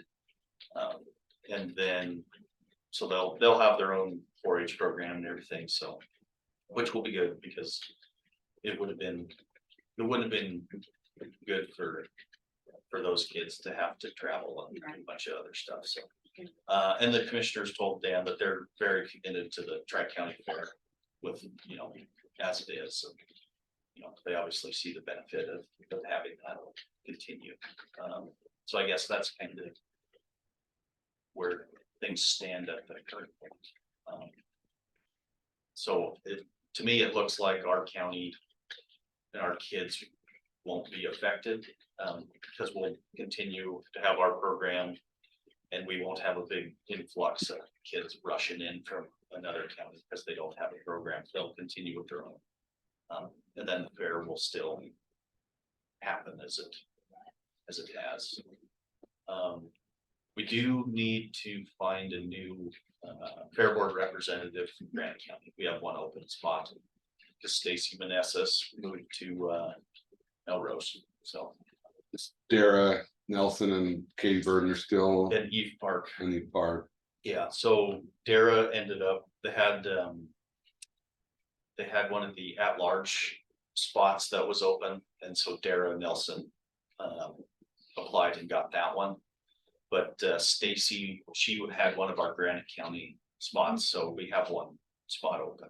It's advertised in the paper right now with all of our other county Okay, boards, perfect. so So- hopefully we get some Yeah. traction, but. It would be nice to have another person kind of from this end of the valley, I think. Fill that spot again if possible, if there's interest, so, but I guess I haven't really talked to anybody yet about filling that, I don't know. I haven't come up with any ideas yet, we might be interested in doing that, so. But I can kind of think on anybody who might want to be on the fair board. Rachel Parrott, Rachel who? Parrott, Oh, Yeah, or, yeah, I don't know if you will, I can talk to her, but there's a few people I think that would be good on there. so Katie Burden wanted me to update the commission on the issue with the funds. Do you want me to talk about that? or Yeah, you already- I mean, I don't entirely know. Which I think that's the issue is, Yeah, I don't think anybody knows exactly what's going on there. so according to our fair board representatives that Ruth, who's the county commissioner now, but also kind of helping with treasures, is that a good way to put it, or Yeah, treasures? I duties? guess, you know, she was at the last fair board meeting, kind of updating them on the budget. And what's her last name? Kohler. Good. Kohler. Ruth Kohler. So she's a county commissioner, was heavily involved with it, but she's helping the treasurer now. She came and told the fair board that we've transferred 35,000. 35,000 for the fair board back to the Powell County Commission or the county general fund. Whoa. And so Dara and Katie were real concerned. They came to me and said, well, so much, even if she's treasurer, she shouldn't be acting without the fair board giving her direction to act. Right. And she can't just be self-appointed treasurer. I mean, the treasurer's got to be it's got to be voted upon and by the fair board. And so I told them, I think it's really the fair board's got to have, I would encourage a special meeting, figure out where that money, if that money originally was conveyed to the fair board with conditions, fine, but got to figure out what that money is. The fair board chair, I think, needs to say, no, you're not, you can't act unilaterally. You got to act with under the direction So of the as fair board. treasurer of the fair board, she, So she's like helping the treasurer, is my understanding. So Well, that's where I was confused, and that's why I think, you know, if they have a meeting to clarify what she meant, that would be Yeah. what they need to do. So- But I'm still not entirely sure Yeah. what she meant. gotta have in- some into questions the- answered. What fund in the general fund, just in the No. general fund revenue miscellaneous, what? Yeah, question that Question. you answered, and I encourage them to have a special meeting and get to the bottom of it. May need a letter from the county commission. I know in the past when we've asked for financial information, they have, I mean, they had to still get back to us. But this is one they need answers to and Right. why it happened, but ultimately it puts the fair board chair in a bad position, but they have got to do things correctly according to the bylaws and but maybe it was the right decision, but it should be the fair board needs There better should be information. documentation Yeah. why just don't do it. So I don't know if county commission wants to write a letter or wait and see what happens at the special meeting or Yeah, it wasn't real clear at the meeting what she meant. And so I don't know that Well, anybody I was don't terribly. I think that probably the fair board would be the one that. yeah, then I think if they need help, then I agree with that. That it's kind of jumping the gun a little bit, wait until they get it Yeah. figured out, and then if there's a problem. Or if the problem's not corrected, then the commission. So why would it go back into the general? Well, fund that's when what it I was- Came from the general. Yeah, Unless there's a the- loan from the Yeah. general. fund But I don't know. Into either. the, Yeah, it was all kind of So- money. yeah. They were talking about it. Could be some kind of paper trail. Finding the history of that money or if there are conditions or whatever on is what's needed, but. I really, as a county commissioner over there, my advice to her is to stick with the county commission, let the fair board do their thing, so there's a separation of powers there. Yeah. It's my. But. They probably don't want to listen to that. Interesting. Trying to think if there's any other. But all is good in Granite County. Yeah, I would say. Trying to think of there's something else. That's saying, bring that information. Yeah, because that conversation all happened also, I don't know if you heard, but they had one of the transformers exploded at the fairgrounds during the fair. It was exciting. And so I think they are gonna have to put a pretty good chunk of change into updating the electrical stuff down there, it seems like. And so that's where it was like, there's this extra money and it's like, I was kind of unclear if that money was being put towards that project. I don't. Hopefully they get it clarified. Yeah, okay, so then, yeah, if the money was I really don't know. better set aside for maintenance, fine, but yeah, it should really should be directed by the board chair or the board and the chair. Anyway. This doesn't sound. The appropriations. Yeah. But anyway, so I think that was about it. I think I'll probably see if I can get on the agenda again next week, because I gotta get our own county agreement for you guys to sign, so. I'll work on that. Maybe see if I can come back next week with that for you, so. No drama here, right? Never. So is there any public comment?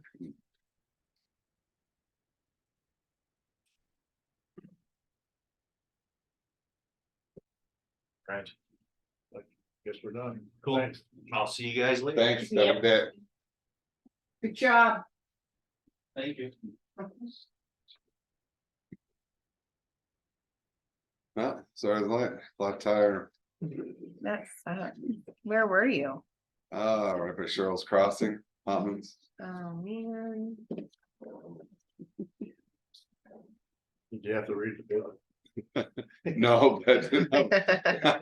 I always I do, and then someone. borrowed my always dad's car and he had no lug wrench. He's got 3 emergency bags and an emergency vest, no lug wrench. My goodness. What'd you do, flag somebody down? I was right there by Hoffman, so I went over there and they had a lug wrench.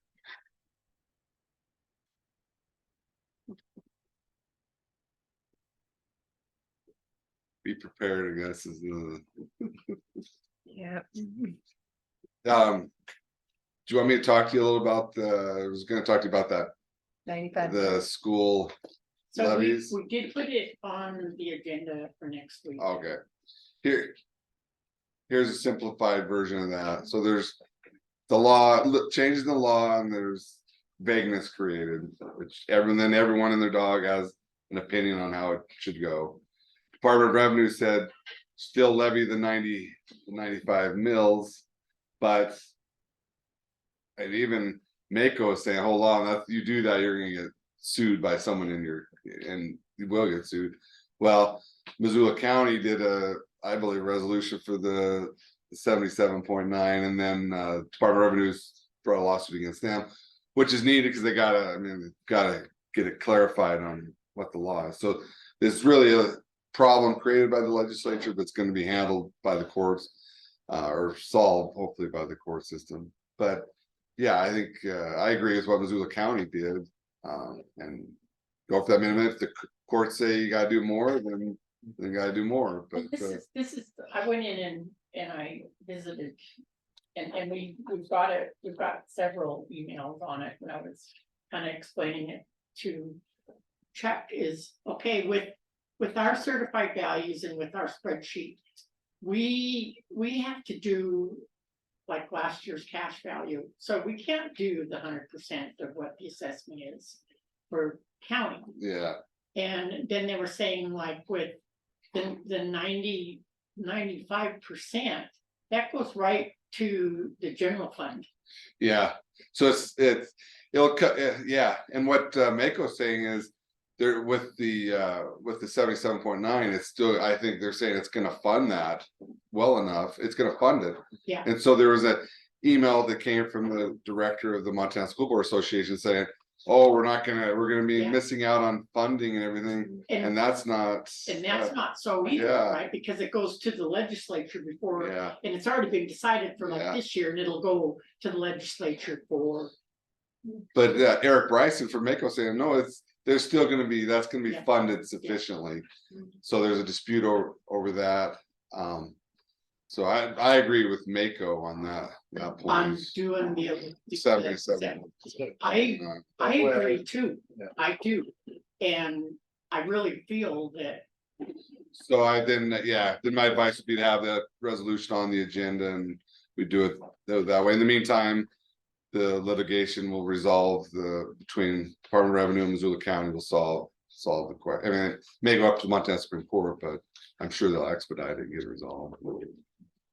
so, what other counties, are the other counties feeling the same, or? I assume most are going along with Missoula County. are I don't know they- that everyone is, but Beaverhead. it's it's the right. I think it's the right Missoula. I do right. too. I do too. I think, why would you collect $80 million? It's unnecessary to collect and give it to the Yeah. general fund. And of course, with me, Yeah. anything that goes into the general fund at the state level is, Yeah, you're saying, well, I agree and Mako agrees with, Mako's kind of trying to stay neutral on it, but there's definitely, you could tell they're leaning that Yeah. the counties should do. good. I was thinking that maybe that, you were thinking that we should stay at the 95. That's just a sure way to get sued by people and probably lose. So I was visiting with someone in the treasurer's office and they were saying, oh, I thought you would stay in it. Well, I'm gonna come in and I'm protesting my taxes for sure. Yeah. That's what's And I'm going on. gonna suggest everybody Yeah. else do it too, but I do, Yeah. I really feel that Yeah, I agree, we're on the Yeah. same page, there's more than enough, there's more yeah. coming in when you look at the graph Mhm. at the 77 than there was with the 95 from last year. So, There's more at the 77 Oh, wow. coming in. so it's gonna Then fund it, it's what- gonna Then fund. what came in with the 95 last year, Yeah. then there's- so there's more than enough, money, Yeah, right? Eric Bryson from Mako thinks there'll be sufficient there, and I think that's a good argument. And then, yeah, I sent that to Drummond Schools, Eric Bryson's email, I need to send it to Mr. Gates, Phillipsburg. So and then we tabled the solid waste again too, is because. Well, we had Scott in here and he's finding the list and he's finding tax IDs with no units on it. And I'm thinking what he's finding is possibly Lower Rock that's out of the solid waste district. If they're out of the solid waste district, I think they have to be in the solid waste district to be able to haul the garbage to our dump site, don't they? Should- Well, we have we do in the policy update have the pay as you go. So I think they can have to look at that policy, but, yeah, they have to then pay. So what we have up to this point is garbage coming in, it's coming in free.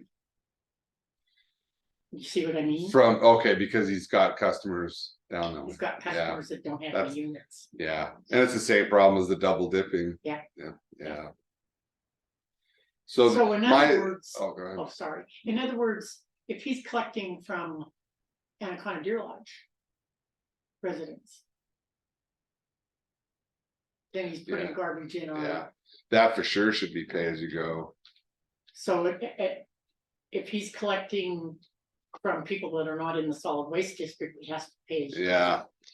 That would need added to the, So- well, we could add that language there, but it's already To have in the policy, language in it that you have to be part of the solid waste district, or it's pay as you or it's go, pay as you go. yeah. So, Yeah, what the policy, the way I drafted it as is right now, they have the three alternatives, they can weigh it, they can do a pay as you go. Or do that co-op, but if you guys decide against the co-op. see, it's if the what if the co-op would have his customers don't want it? Well, then it'd be pay as you go. So that's No. probably, or, Then they do like I do, all their own. yeah, So, yeah, Under yeah, The 2,000 Yeah. pounds. Yeah, And Yeah. then if we're over, they have to pay. yeah, yeah, they don't have to be.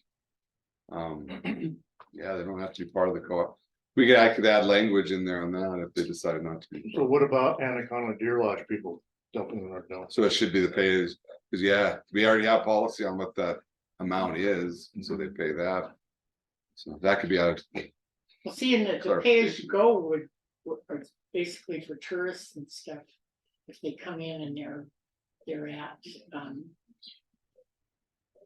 at Airbnbs, but there's actually units on those Airbnbs. But if they come in and haul garbage, we still make them pay, if they don't have them on the, Yeah, if they don't have a call, well, they'd have to have So- the account number. they have to be, yeah, what we need in there is. They have to be solid waste, Yeah, Yeah, yeah, solid waste, our solid waste. Kind of older, yeah. Yeah, Well, I'll bet you he probably hauls a long car. Oh, yeah. Yeah, yeah.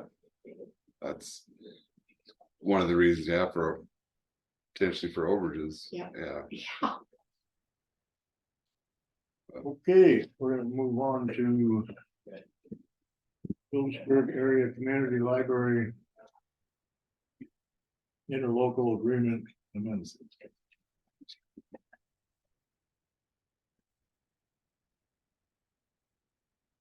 I think it's in your packet. The interlocal agreement just needed updated after the library had to go get their own insurance after Mako no longer did the special district insurance. So I see Rachel, she's the new town clerk. Yes. Really? What happened? Rita's going to law school, I heard. Oh, Yeah. That's pretty Good cool. for you. interesting. So the little background here, remember the library is in the county's title in the county's name because it had to be that way by statute. Then we have an agreement where they have the use of it. So the property insurance is through Mako and then they pay that, but Mako will not do the liability insurance anymore for special districts. And so that we had our interlocal agreement said that basically they could get it through Mako and they would pay for that premium. Now they can't get it. We have to modify the interlocal agreement to say they'll get find their own private insurance, liability insurance. I wish Mako would continue to do that, but they decided against it. It was, I don't know if it was probably not cost effective for them. I think that's what she said when they were in here, is it was costing him a lot. So we already have a motion to, I make a motion, we sign the second addendum to the interlocal library agreement. I second it. Any public comment? Hearing none, all in favor say aye. Aye. Aye.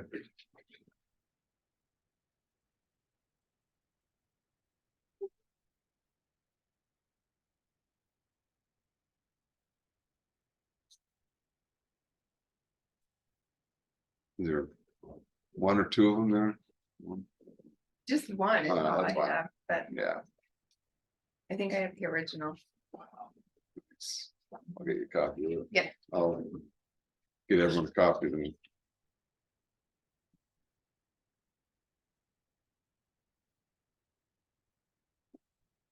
Okay, we can move into the airport, Granite County Airport update with airport board chairman Ernie Full. Morning. How you guys doing? Good. Morning. Morning. I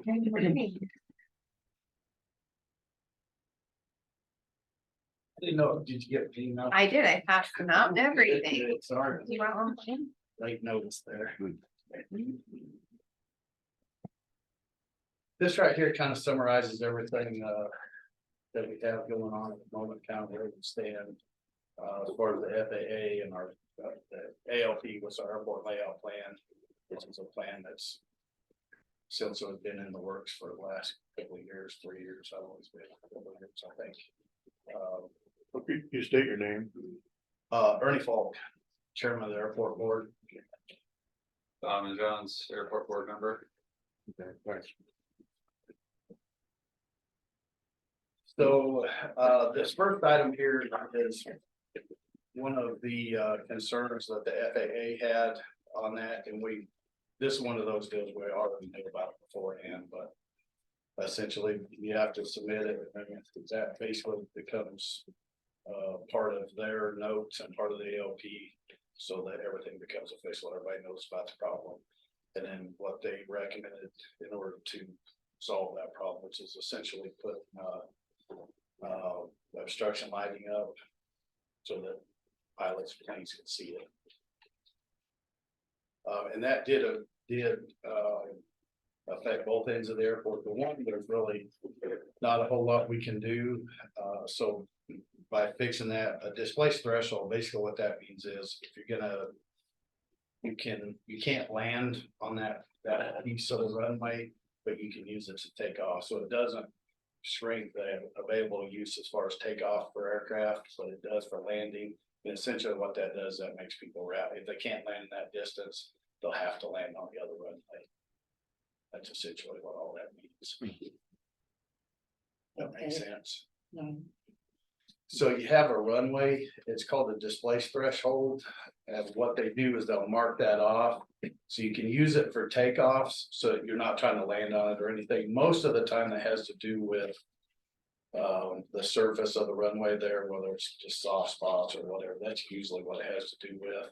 So that you can't land on it and put any extra weight onto that piece of the tarmac. In our instance, it's used to basically mitigate risk for people coming in and landing the other direction.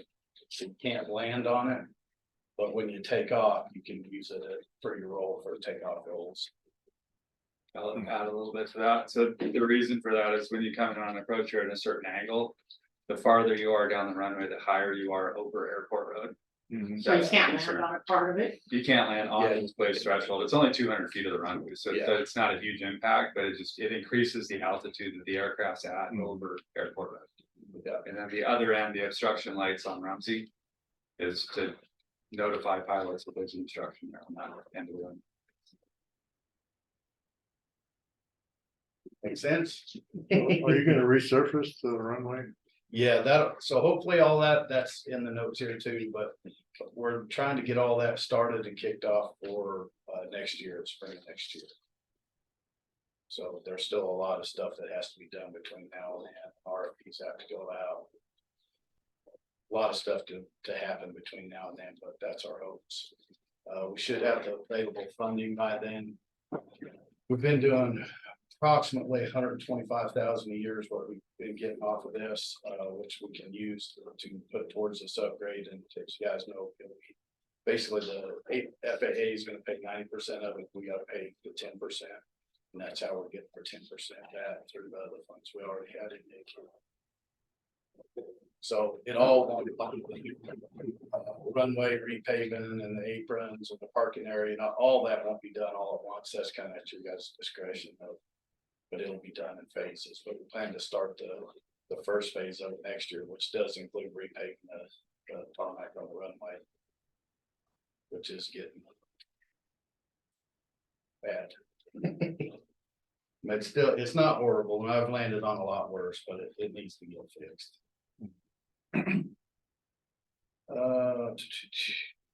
As far as the Access road. yeah, so the access road here, this, and Chuck, I'm sure you remember, I think this must have been 3 years ago. I think Bill was still on the board too, but this was part of our conversations back then, is to be able to change the entry into the airport because it was gonna affect, it was basically our current road is too close to the runway. So we couldn't use that, so we're gonna have to move it anyway. So what we did in our ALP is to present that in the plans to get all that moved and everything, which we have to work with DNRC to do that.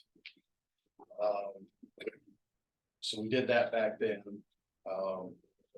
which is actually a good thing. So now this kind of ties in with this tiny home project thing that developer was trying to do. So I spoke to the DNRC about it, and they've actually got a meeting tomorrow to put us in contact with the right, the guy I talk to all the time, he knows about all of it. But he doesn't make those decisions, but they are having there are several groups, I guess, meeting tomorrow, and this is on the agenda item, so he's gonna take it up for us and get everything presented. Try to get that, it's not called an annex, I think it's some sort of easement agreement or some, I don't know what the legal terms are, but essentially that's what we're gonna try to do, is to move that piece of the property over to the county. So that way it's all part of the airport. Right now, the property line's right on. Mini homes thing. So yeah, there's a group that's trying to essentially put in a road right there along, right, you know where the walking path is? Right there, just on between the walking path and that called Airport Road? Okay, Airport Road right there. And essentially that whole piece is gonna be moved over underneath the airport.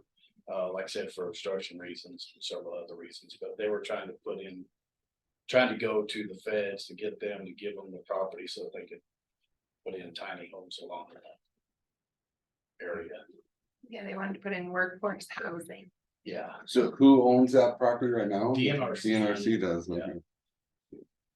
Which is another reason for getting all that moved over here, and you guys, I think we signed like 100-year lease or something, and all that stuff, or 50 years, I don't remember how many years it was, but.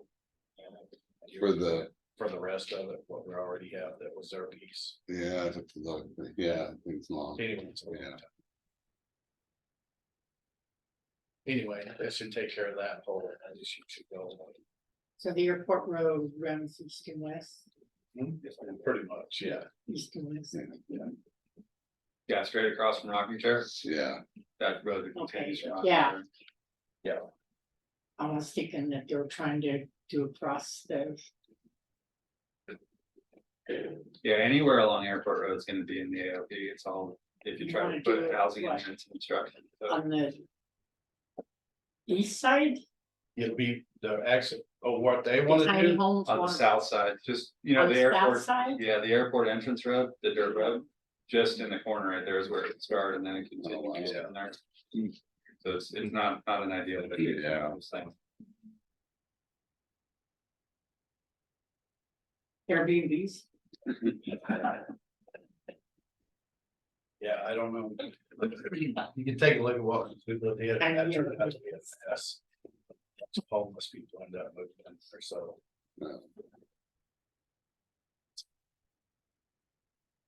That's that.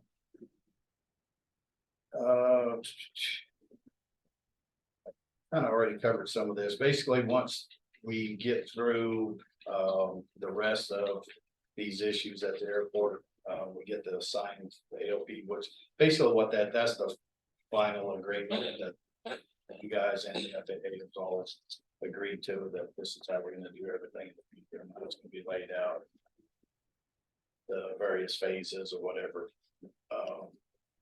So we should be getting that signed before too much longer. And basically, so the board is, we always stay in contact with KLJ. Sometimes they're not as fast at responding or performing tasks as we want. But having said that, I think they'll be a little bit more meaningful now in the future, so everything's been laid out for them. So they're aware of it and working towards it. One quick interjection here, is that first comment we were talking about displaced threshold of obstruction late from Muncie. We are looking for approval by the commissioners for that, because that needs to be included in the plan. That's kind of the final step before they can submit that and get it signed off. That's our recommendation. How to solve that problem. so today you're needing a motion on that? That'd be awesome. What, Basically, what that expense you means got is covered gonna- too, or? Well, we'll do that under the infrastructure up Okay. there. But essentially it's a flashing red light up there, so a plane don't run into it. That's what it amounts to. And you'd have to get a easement from someone or you? That, but KLJ has to look into all that, cause I don't know if that's private property up there, I don't know. But they can't do any of it until you guys say, yes, it's okay to proceed with that. So you need a motion on the putting in the beacon? Where's the beacon going now? Up on Rumsey. Oh, Yeah, the corner of the hill there intersects with the ALP plane that just sticks up out of the ground a little bit farther than the FAA would like. So you have a spot to put it, There, It's Well, we'll identified have on to- the plan, yeah. you have to Yeah, find a well, spot. They'll actually get the spot identified, located, and what it's gonna take to get there and put power to it. Who owns the property and getting those moves. So this is on the Rumsey Road then? Rumsey Hill. On the hill, Okay. yeah, it's actually the hills is the problem, so it might be up there on the hill. But like I said, I don't know who I don't know if that's private property, I haven't looked at that, so. Basically, motion would just be moved to move forward. We need to agree move the beacon up is what. Need a beacon. Hey, Well, that's a different subject, yeah. Yeah, the beacon's a different thing, this is. We can't, Oh, we can't, oh, this is obstruction, okay, all right, sorry. This is Okay. just, like, when you look out here, you see them flashing white lights or flashing I know yellow what lights coming in. It's just to put one of those up. Yeah. Well, the beacon, the other beacon that's listed, that's the red and green one that goes around to say, here's the airport. But that's a separate one. That one will stay at the. okay, so you have the beacon that's there now, and Yeah, now you need another beacon, that's an obstruction. Obstruction. okay. But your motion needs to be, their motion, For the needs to be- instruction. okay, for the The obstruction. obstruction light and the displaced threshold on that. Construction of a beacon, It's more to move forward with incorporating that into the plan and actually Yeah. doing the work, cause Yeah. we're looking. We just have to go, we have to go do all the background details and looking it up, what's it gonna take to do it. so we need another beacon, is that what we're saying? To move ahead with. The development of the Construction of plan, another- yeah, we're not actually doing anything yet, Okay. because we had a problem. Adding it to the plan that we need another Correct, yes, beacon, Yes, Yes, So I that, make a motion, obstruction. okay. What you said, and to work, and the plan on the displaced threshold, Yes. correct? Yeah, there you go. all right. I second it. Thank Any you. public comment? All in favor, say aye. Aye. Aye. Okay, now we're on to the airplane. I'll talk about the beacon. So last September, we lost the airport beacon in a windstorm. It was on a wood pole. People rotted, the base fell down. Destroyed it. There's no way to salvage it. There's a solution with this engineering firm that's working. The last board meeting, we talked about where to locate it. That's gonna be more of a permanent location. It was kind of stuck between two hangars before the airport grew around it. So they've identified a place that's off in the northeast corner of the proposed property. What we need to look into still, and I don't have all the answers on this, but we want to replace the pole with more of a permanent structure rather than wood pole. They make steel built down towers for these things, so you can maintain the beacon and not have to climb up there and do anything. And that's been an issue in the past, is we'd have to get a bucket truck down there to change the light bulb. So I'm still looking at cost and ways to fund that. There's a couple different options through this KLJ company. They have some solutions that might solve that, where we can do this work ahead of the actual airport funding. So I'll have more information on that in the future, but I think just for the purpose of this meeting, we just wanted to get it out there that we do the beacon. It's been a year. It's every time if life light's flying in here or somebody, it really helps. Cause it's up a lot higher than just town lights and stuff, so you can locate Phil. So you plan on getting this budget through? Yeah, at least finding out more information about it. What can be funded? Is there any opportunities through the FAA to get this done at no cost to the county? And that's what's still in development. Was that damage one turning the insurance, the county's insurance, or was it? I don't know. No. I didn't know we had insurance for that. It Maybe. probably could, but yeah, depending on what the deductible might be more than what. Yeah. The value of, no. Yeah, one So new, just just- the beacon is $12,000 for just. Yeah, I'd say get Billy the information, we can submit it. to- Yeah, I got pictures. Nothing but that helps. Yes, send it to me and we'll try. Okay. All right, Ernie, you're up. Firefighting, stuff that went on, everything basically went smooth again this year. It was kind of, a lot of the same people showed up as the previous year, so everybody kind of knew what to do and how to do it. It all went smooth, everybody could go back to themselves. No issues. And you guys have already signed the form, so if they haven't received payment yet, they will from the feds for using the airport. These are basically that's just a list of items, that was in the form of everything. That Pilatus that's out there right now hit the deer on the runway. These are just the various of what we did, so that it's all documented. This is all in the airport board. Like, that's everything as well, so, but that way it's part of the public record, so here's what we did to rectify that situation once it happened. Are you sending your minutes to? Okay. Yeah.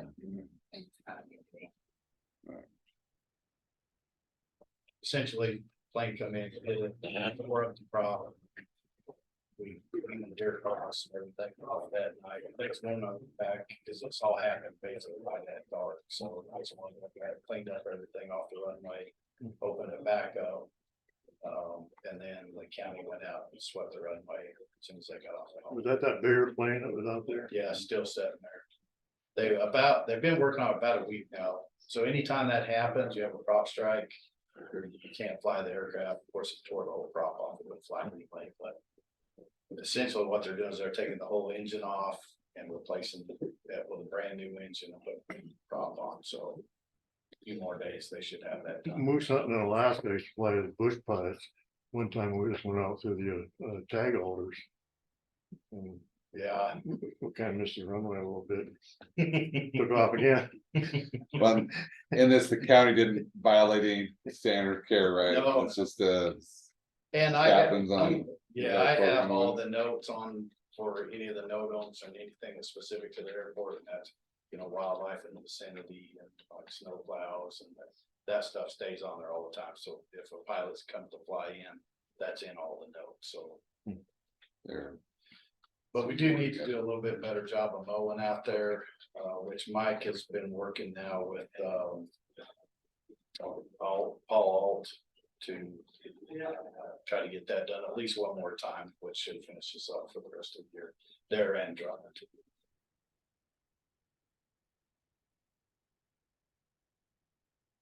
The courtesy car. Basically, we've had, and the thing only happens once in a while, it's an intermittent problem with the courtesy, one of the courtesy cars out there. It starts, it runs, everything goes good, and then all of a sudden it'll just not start, and it acts like the battery's dead. It just happened in town, so I come into town and worked on it, got it started. Had a couple of my guys come take a look at it, we tried to troubleshoot it, but every time after it broke down in town. There was like no problem, so it's just intermittent, and of course, it seems to happen anytime we go to check it, it works fine, and somebody flies in and wants to use it, we can't get it started. So our recommendation is just sell it, and according to KLJ, they've looked up the FAA regs, so we didn't pay for any of that. I was Montana Robotics. They gave us a grant to go purchase that car. They said we could just sell it. We'll just take that money and use it for maintenance for the Jeep, which we've had out there forever. It's still, it ain't near as nice looking, but it's always dependable, always runs and goes. So use that for maintenance items on there. Just having one courtesy car works or? That's standard. I Yeah. Many airports have too. So. Yeah, it was one of those deals. We've had it for so long, but it still keeps working, so we just got another one, just thinking that one was gonna crap out on us. So I It's just, still good. okay, encourage the commission to put that on your public auction. For any Oh, okay, surplus. surplus fee, but. Yeah. Then the money would be coming back to the Yeah, airport. just go into the airport. Okay. board and then maintenance on the vehicle. Buy any beacon. Yeah. You think you're gonna get that much for it? What year is it? I don't know. I'll We look got it up. Like 3 years ago, I think. It's a nice car, it's a little Honda Pilot, it's nice, looks nice. When it runs nice. It's gotta have as is where is on, I mean, we could put it in the. It's It got hasn't some come in kind of electrical, it electrical should probably put problem, I it in don't know. If it Yeah. starts, it'll go just fine. Till it stops. Till, Yeah. well, till you shut it off, and then when you restart it, then it acts like a dead battery. Don't shut it on. Just keep driving. So. All right, that concludes everything I have. Do you guys have any questions? So you said KLJ is a little slow, but they're doing better getting back to you, or? Yeah, when you gave him a pep talk. So. Good. Sounds good. Oh, thanks. Yeah, Thank you. yeah, you. thanks, yeah.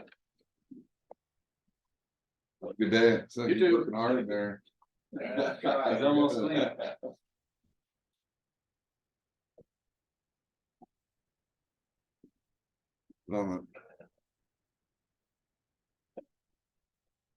Carpet on the stairs there.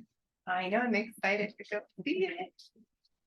On these stairs over here, it's darker than what it looked like on the swatch to me that I looked at, so.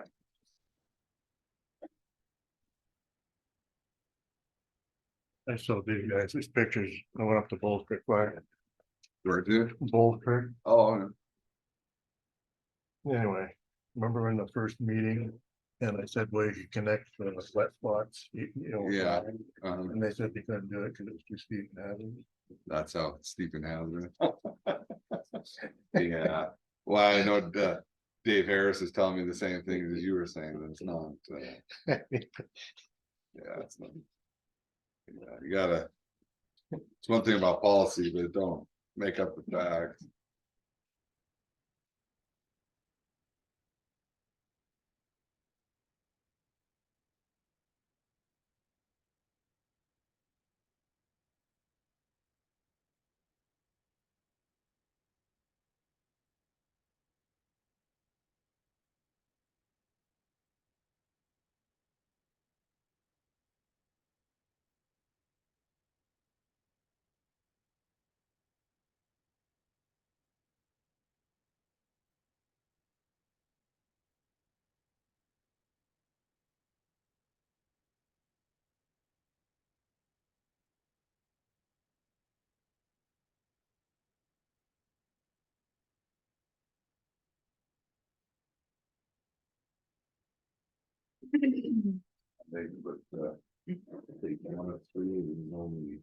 I know, I saw that too. One right there, right there.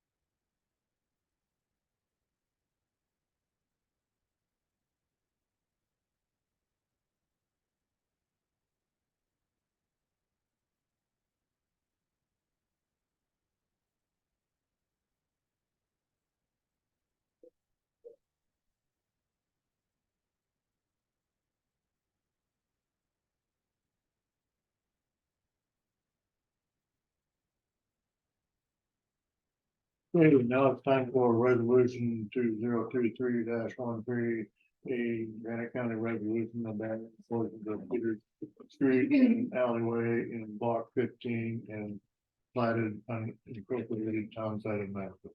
Second reading. We need a motion. I make a motion. That we accept resolution 2023-13. Abandoning portions of Cedar Street and alleyway in block 15. And platted unincorporated town side of Maxville. I second it. I think one thing the resolution says unanimous. It's got on, it could be on the phone or I can adjust that too. What? I guess it would be unanimous He with those just here. texted me, But I wonder if you could get on, Scott could get on. you're gonna see.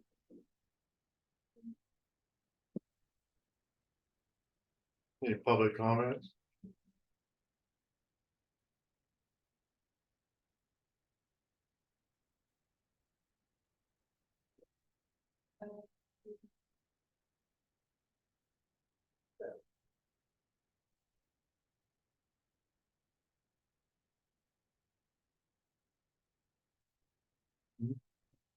I say.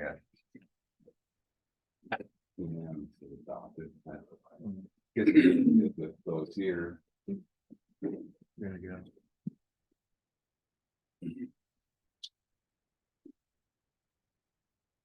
Let's go ahead with it then. He just texted me, so I told him, I just texted back to see if he would call in for a unanimous vote. All right.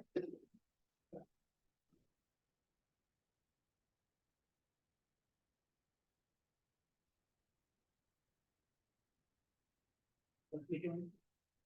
See if Commissioner Adler is gonna call him.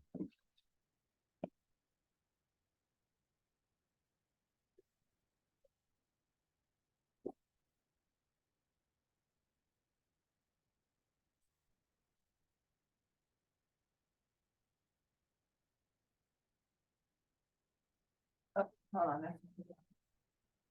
Hello. How's it going? All right. So they're, Yeah, I'll vote on that. I okay, give my proxy, whatever. perfect. I have you on speaker, so. Okay, we made the motion. And I seconded it and no public comment, so all in favor say aye. Aye. Aye. Aye. Awesome, thank you. Oh, can we sign your name then to the resolution 2023-13? You sign it for me. Can we sign your name? All right, Okay, thanks. thank you, feel better. Thanks. All right, bye.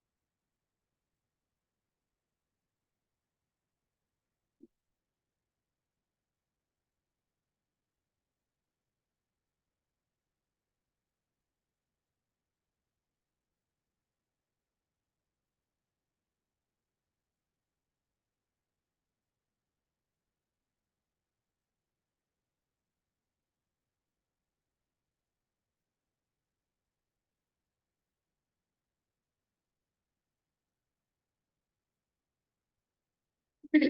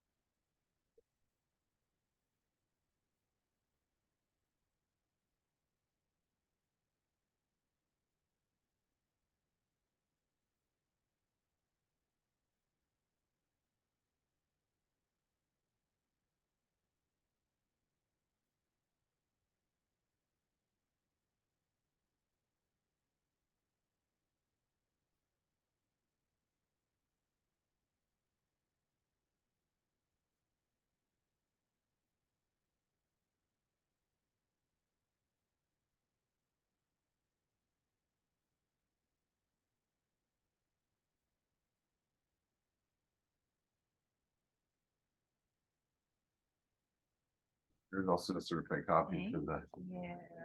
Heinz's or how, Yeah, do you have their mailing address by chance? I have his email address and I can get his mail Okay. address. Cause yeah, I don't know that they live here all the time. You know what I mean? Right. I think if, well, the statute says certified, so yeah. I think it's- Yeah, let me get it. I'll see where it wants. Hopefully that's the last piece in Maxville. They keep, it's like a Halloween movie, keep coming. Size up more.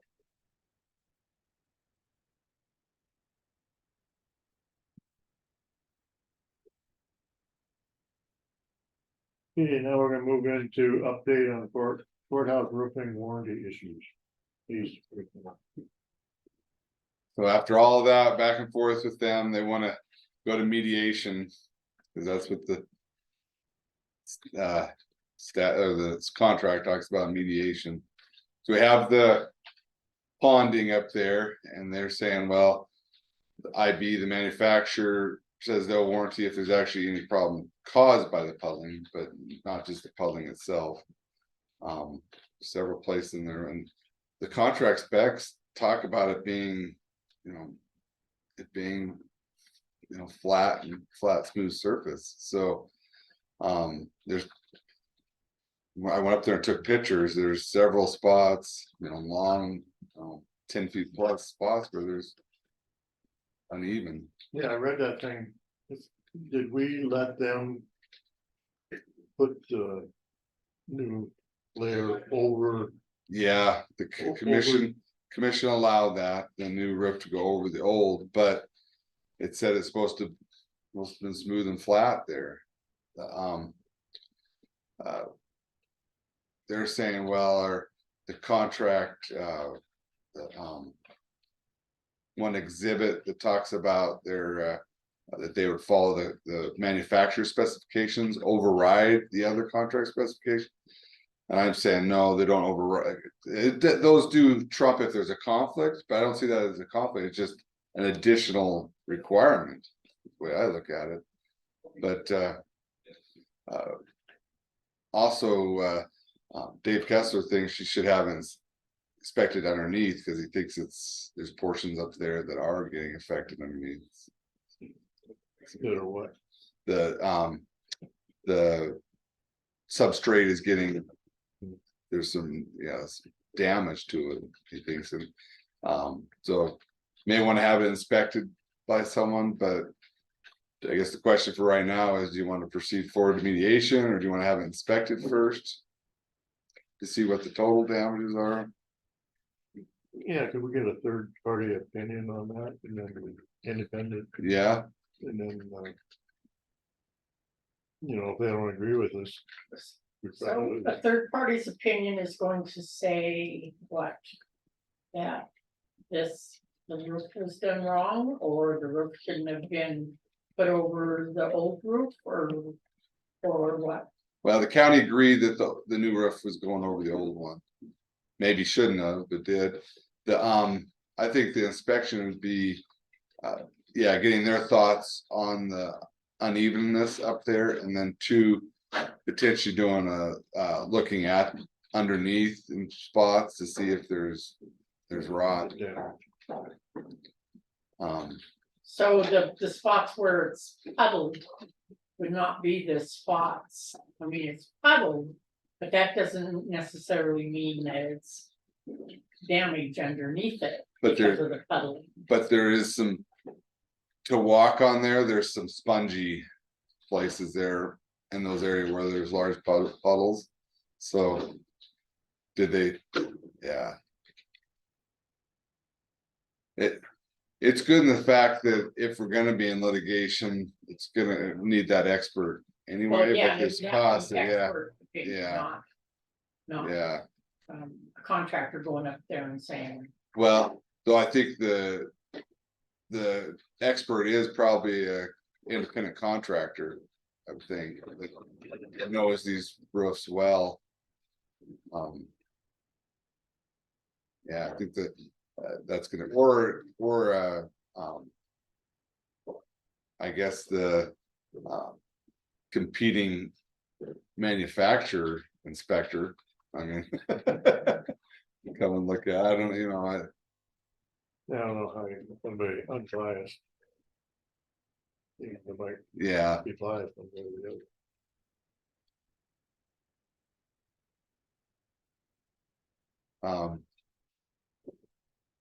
potentially, here's an idea, Slate might work with someone that has, like Scott Cromwell may know of someone that could, look at it, inspect it.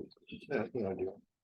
So, on the roof, Mhm. they're wanting to go to mediation because they're not wanting to do anything to correct the problem with the Right. puddling up there. The thought was, before going to mediation, having a third party inspector that could give their expert opinion on it. Potentially even looking underneath in places where it's made spongy to see if that was. What that was potentially caused by. If it is, Caused by the old roof, because when I came in and told these guys that we needed a new roof, I brought them in a piece of that stuff that was underneath it, the insulation stuff, soft, soap and wet. So actually, it really did need to be all taken off and start over.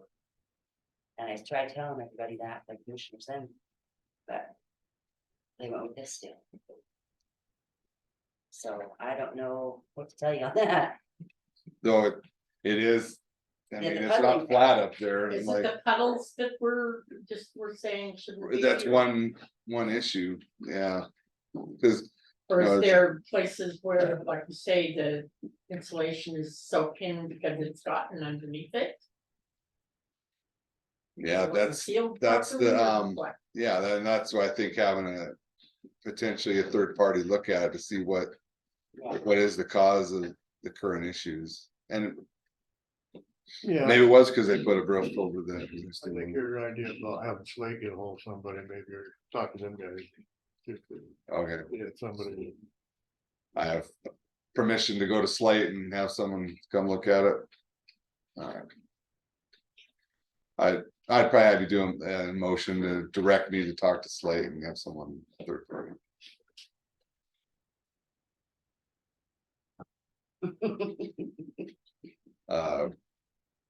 if we let them put it over that old road. And if the ponding isn't causing damage underneath yet. Yeah. keep Then it, it's- yeah. It's our we're initial probably- complaint that puddling, Was one of them. They also didn't get some drain collars on, and so they're still working on that issue, getting the right drain collars. so they accept Yeah. responsibility. For the drain. collars, yeah, collars, they okay. do. They're It's- not accepting for the puddling. Yeah, they're saying that their warranty is that if there's any damage caused by the puddling, they'll be on the hook for it, but not just water puddling up there. They're saying water puddling is normal. Yeah, but you look at, man, you get up on the roof here and you look down at all the similar roofs downtown and none of them have. Doesn't look, yeah, it doesn't look- where it's you can see up there where it's, the puddles have been, it's stained. Yeah, even when it dries out, you can see where it's been from the dust or whatever. There's like a area. Yeah, I would make a motion that our county attorney look into expert opinion on inspecting our roof in the contemplation of mediation. and have it Have it- complete, have it have inspected it too. Inspected. Okay, I second it. Public comment. Seeing none, those in favor say aye. Alright. all right. I'll get on it.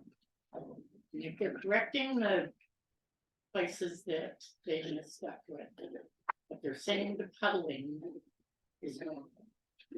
That that they didn't, yeah, but they'll warranty if that puddling, the water causes damage underneath, they'll Yeah. warranty that, but they're not If gonna the warranty. puddling is what's causing Yeah. damages underneath, we need an expert. Yeah. Yeah, they could come back and say, you know, the county shouldn't have had to put that roof over the top. Puddling is puddling, but not. ponds. You know, there's some that are a couple inches, you know, 2 to 3 inches deep. We have all the pictures now with the measurements. So, Oh, with and there's- measurements too? yeah, there's some that are, you know, 10+ foot long too as well. Did these guys see the pictures of the puddles? Yeah, And they're saying that it's they're. still saying yeah, Yeah, we need expert. yeah. Okay. I'll email Slate and I'll CC Janine and Billy. Yeah. Good to meet.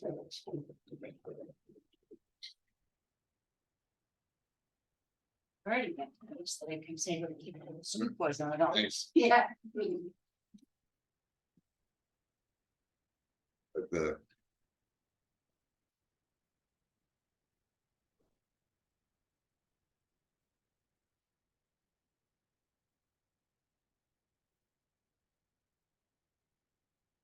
Well, the next one, should I recuse myself for ID? Yes. yeah, you can do But the- have a motion with everyone else and then have her motion be separate. But you need yeah, next week if Scott's not gonna get on. Unless you wanna take Scott and get his proxy to the pledge. I can move hers next week if you want. I have another huge group of them for next week. They have a Yeah. meeting this week. Is there a planning board meeting this week or Yeah, there is. Is there?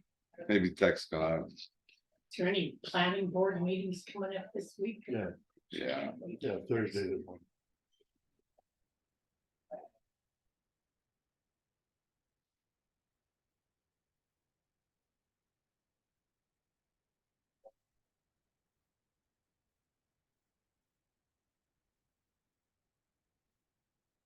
Look downstairs or?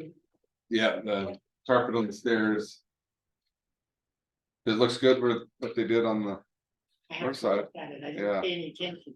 I didn't even notice it. It came on me. Should have noticed it right away. Guess we gotta get used to it, 'cause when they're working on the elevator, there'll be some noise, but.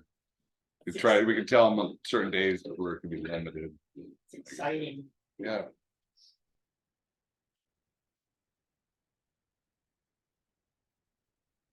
The right elevators when I was came. Downtown Missoula. oh, yeah, yeah, there's. Right elevators. There's one in that J.C. Penney and Butte too, remember that?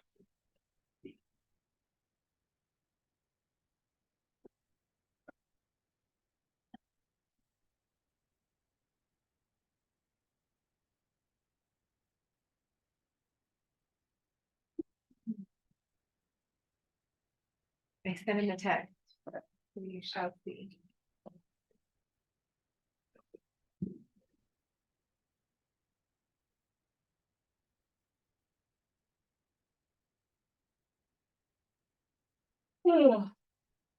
Sorry, maybe on. One of those days. Tour you it's, last uh, night. Yeah, what last night? Hmm? What last night? Went to bed too early. Oh. Up early. Too much sleep, up at 5. Oh. Too much sleep?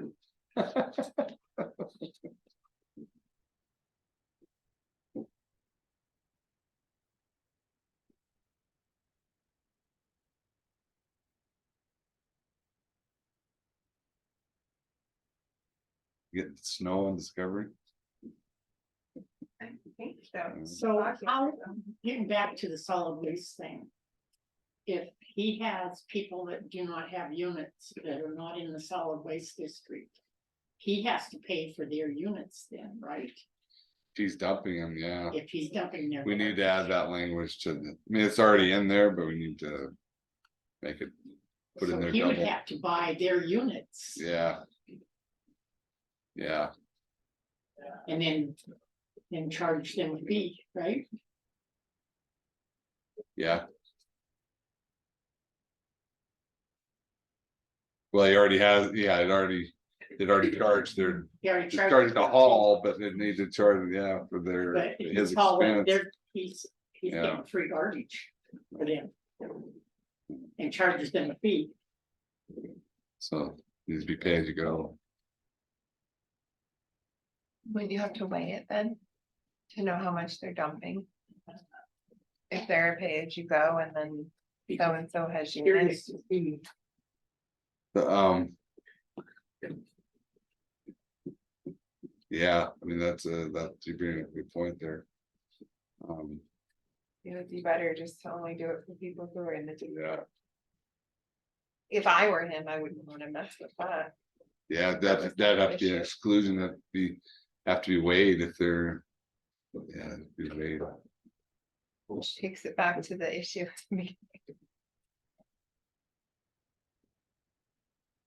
So should we the- let somebody from Anaconda Deer Lodge up there come and dump in our dump? They already, I think they believe they already can if they're paying it pay as you go, If they pay as you go? yeah. I don't think there's a lot, I don't think there's a lot of contractors potentially. Maybe some people from now. Yeah, potentially some people from Georgetown, Anaconda Deer Lodge would come down, but I don't, it's not. Have to ask Scott, but I don't think it's anything substantial. Like Linda said, they can go to Butte and dump as much as they want for Yeah, nothing.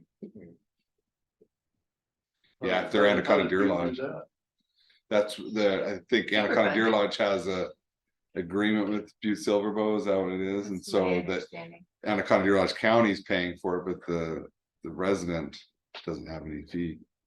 Or it's very minimal, but they can dump a lot. Yeah.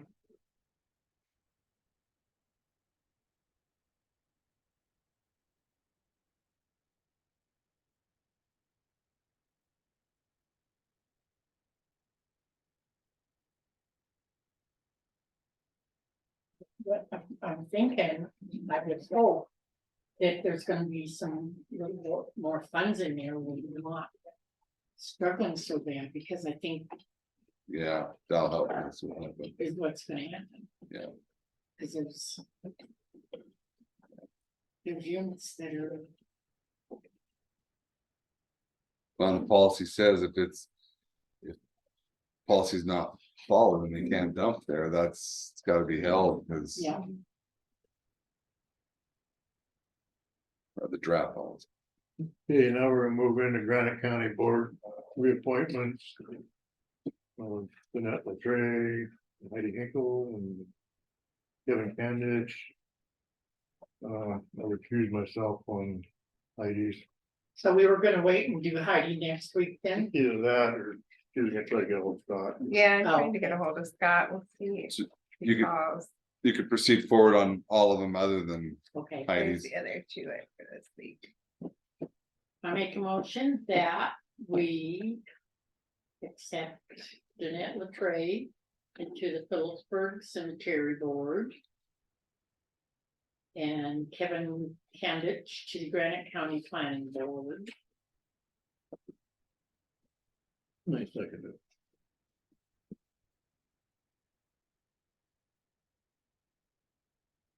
And these are people that are already on the boards, they're just re-upping. Yep. Okay, thank you.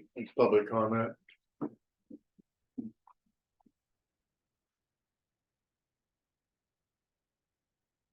Okay, I didn't vote Thursday then. When did her term end? By October 2nd. I'd see if, wait a bit to get, see if Scott can get on, but. So she can, yeah, be a voting member.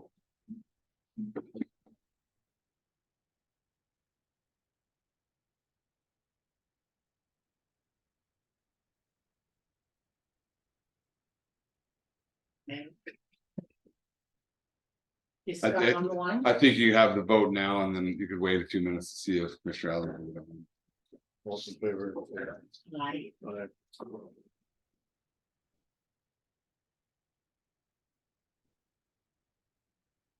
Can you call Scott?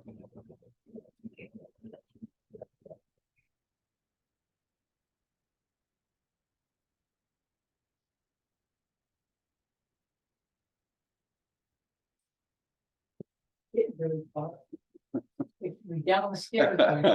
You want to see more progress. I bet they're not done, Tosh. Hi. Can you vote on something really quick? Yes.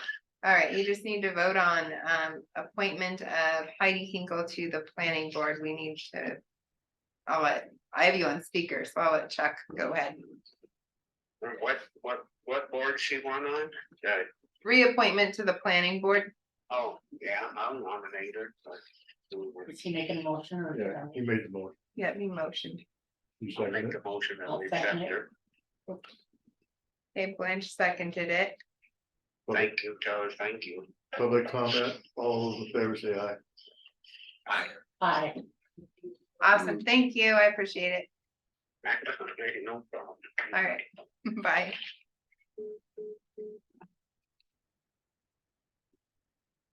Okay.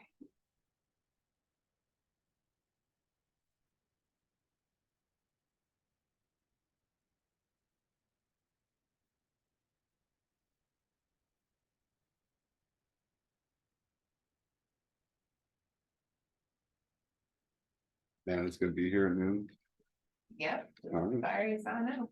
Haven't heard different.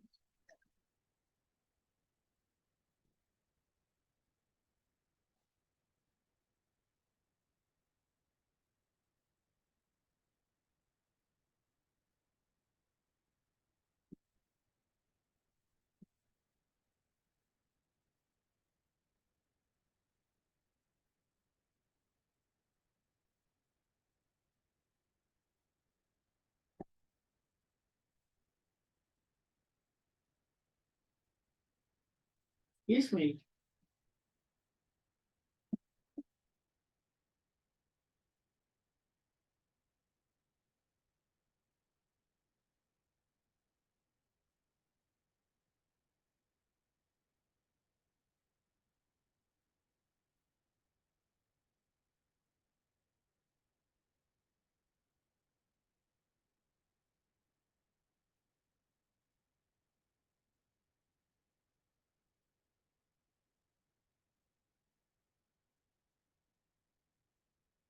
Trying to picture where these little tiny homes would go.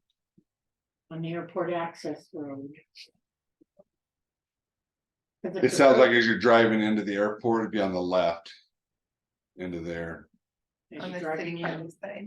yeah, the state has, NRC has some property in there, but that's, there's a lot of assumptions there that they would get it from the state and, so. That's just a, that's just DNRC a owns it. wish, Yeah, Why would they even try to put it there if the DNRC owns it? Exactly. Boy, that'd be real something when they have people wandering around. Airport. Airport. Are those little teeny tiny little, Yeah, they're little, like Yeah. a room. like a, yeah, studio type deal. you can pull them in and, Oh, there's little tiny, like living in a camper, yeah, like a truck. they're camper. tall. Like usually it's like a loft, usually the Yeah. beds. Oh, on the- yeah, they have a Mhm. lot, yeah, so they're,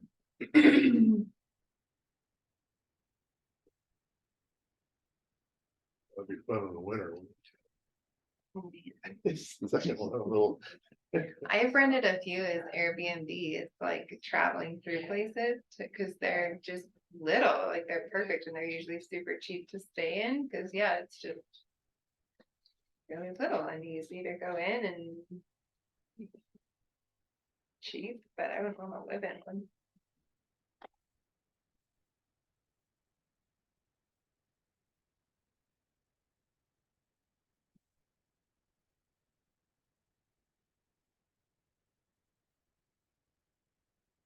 They have them behind the white front. Really? Yeah, in the alleyway back here. If you leave, if you go down the alleyway, there's like, how many other 4 tiny houses back there that are for rent, Really? that they rent out, yeah. I was thinking the really teeny tiny ones that are like shoot up, oh, I mean, that, So, yeah, so. Yeah. that you walk in and you're. And then there's the little Okay, that's teeny nice. tiny ones that. Little ones like that. that'd be horrible living one of those in the winter. Then they have. Ones that are off behind that look like little. Yeah.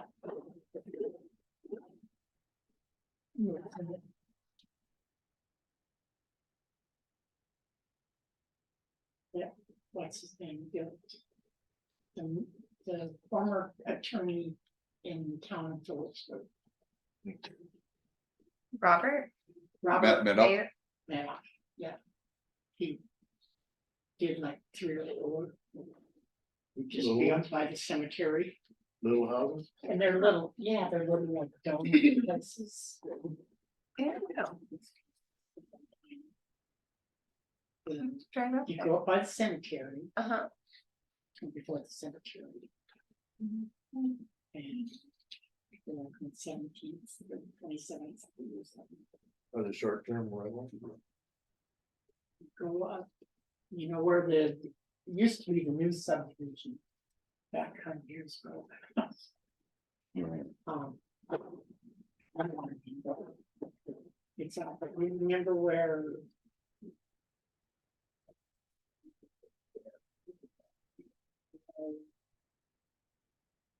Like CJ Pitcher, where he lives up there, that area, or, Kind of sort of, it's off in that area, oh, good, you know where the little, those little old houses where. yeah, Bradshaw, or not Bradshaw, but Bornson used to live, Judy Bornson, in that row of houses. Right behind them, okay, and it was kind of a subdivision, and it was probably the last subdivision that was like built in the 60s. Maybe very late 60s, early 70s, and then nothing was built until like maybe late, early 90s, late 90s, nothing was built in this town until then and now. Oh, wow, Yeah. Now, everywhere. all you see is the building. Did you see what they were doing in New York? Was it in New York City and in LA with short-term rentals where they did like, was it resolutions on the city level with short-term rentals where they could no longer have them or they capped them or something like that because it was interfering on their ability to have people live in the community and community living? yeah, we think of people to work at places. Yeah. Bozeman Health did and it. safety issue, Bozeman did it? Bozeman just did something. No, he said, how? wonder though, I mean, Yeah, how they'd get away with that. I wonder what statute they're relying upon to With do all that. any new ones. With restrictions on. So maybe they're just zoning it out of areas. Huh? So,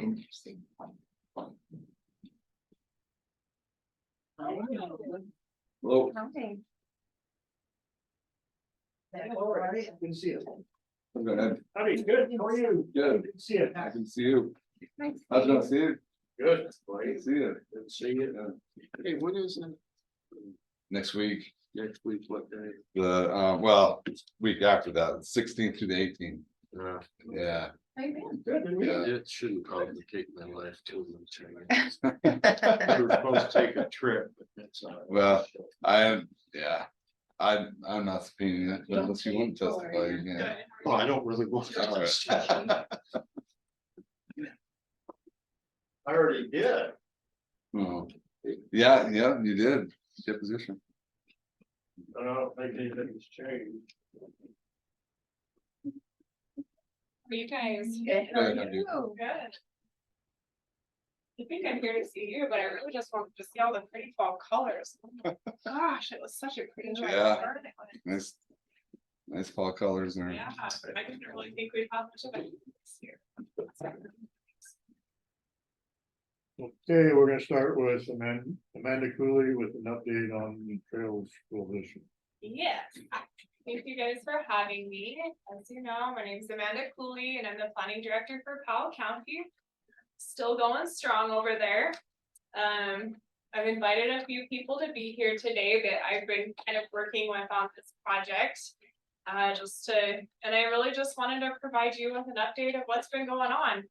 The last time that I was here, we were pursuing a RAISE grant, and that was a federal grant that would have given us some planning funding, just to kind of study where a trail might go, do some landowner outreach.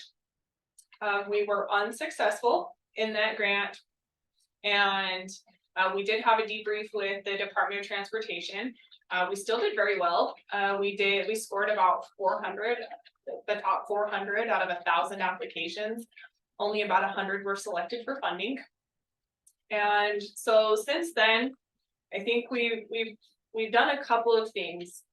We applied for some additional funding that would actually help just pay for grant writing services. So it just is not something that we have to worry about.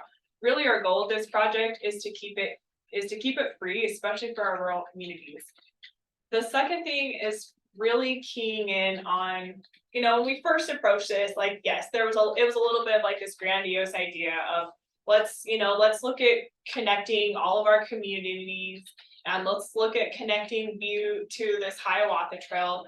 But now and we just had a conversation about this. I think what we're really keying into is what is Granite County, who's going outside in Granite County, and how can this really be a benefit to your specific community? How can it really help with safety? Are there opportunities to, improve sidewalks to get kids to school that could tie into this project? Are there, how can we, like, who's in your community that could, see these mental health benefits and physical health benefits? And so I think our focus the last few months has been kind of preparing for another grant cycle. So again, that's part of the reason I'm here, is just to kind of cue you into that. I would love to continue to partner with you. We've got the same partners on board. We're still working with Mineral County, Missoula City and County, Butte, Silverbow, and then of course us, and then kind of all the cities in between. And so we are interested in pursuing another RAISE grant. We should find out if this funding that we applied for, it's called the Rural and Tribal Consistency. No, it's called the Rural and Tribal Pilot Program. And we should know about this grant, whether or not we are successful in the next couple of days. So if we're successful with that, I think it's kind of a no-brainer. It'll pay to write another RAISE grant. And I think I'm excited for where we're going with this, because I think we're really trying to key even more into the community benefit.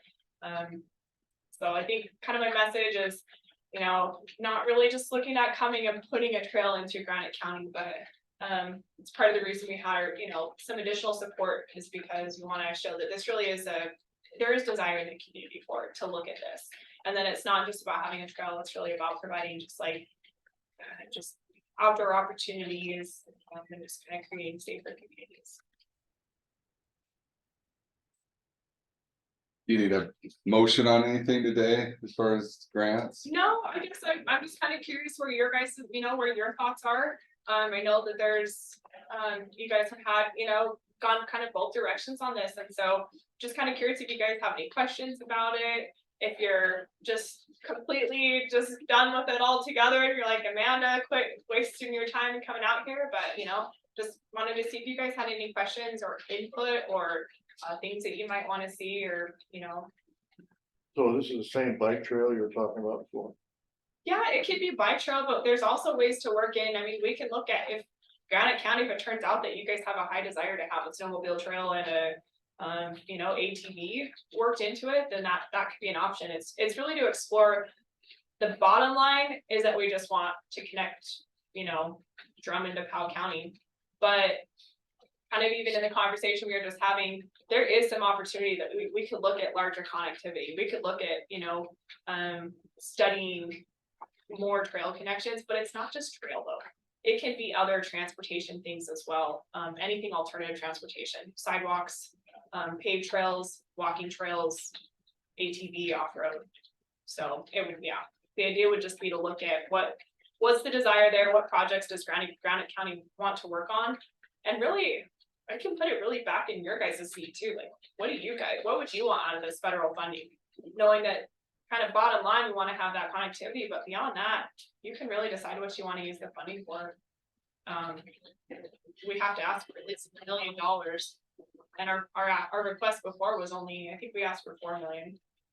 Missoula was awarded like 17, Anaconda was awarded close to 25. So you made the comment, Drummond to Powell, are you trying to get a trail or a biking trail or a walking trail? Is that like what we're doing right now, what we're looking at? I think that's the starting point, yeah.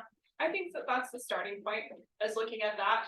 But then also, what does that look like as it goes through Drummond? You know, it's not just gonna be necessarily like a walking or biking trail. I think you can look at sidewalk connections. You know, it's split by the railroad. There could be certainly opportunity for that rail crossing. Sounds good. Do your thing, I guess, that's how I feel.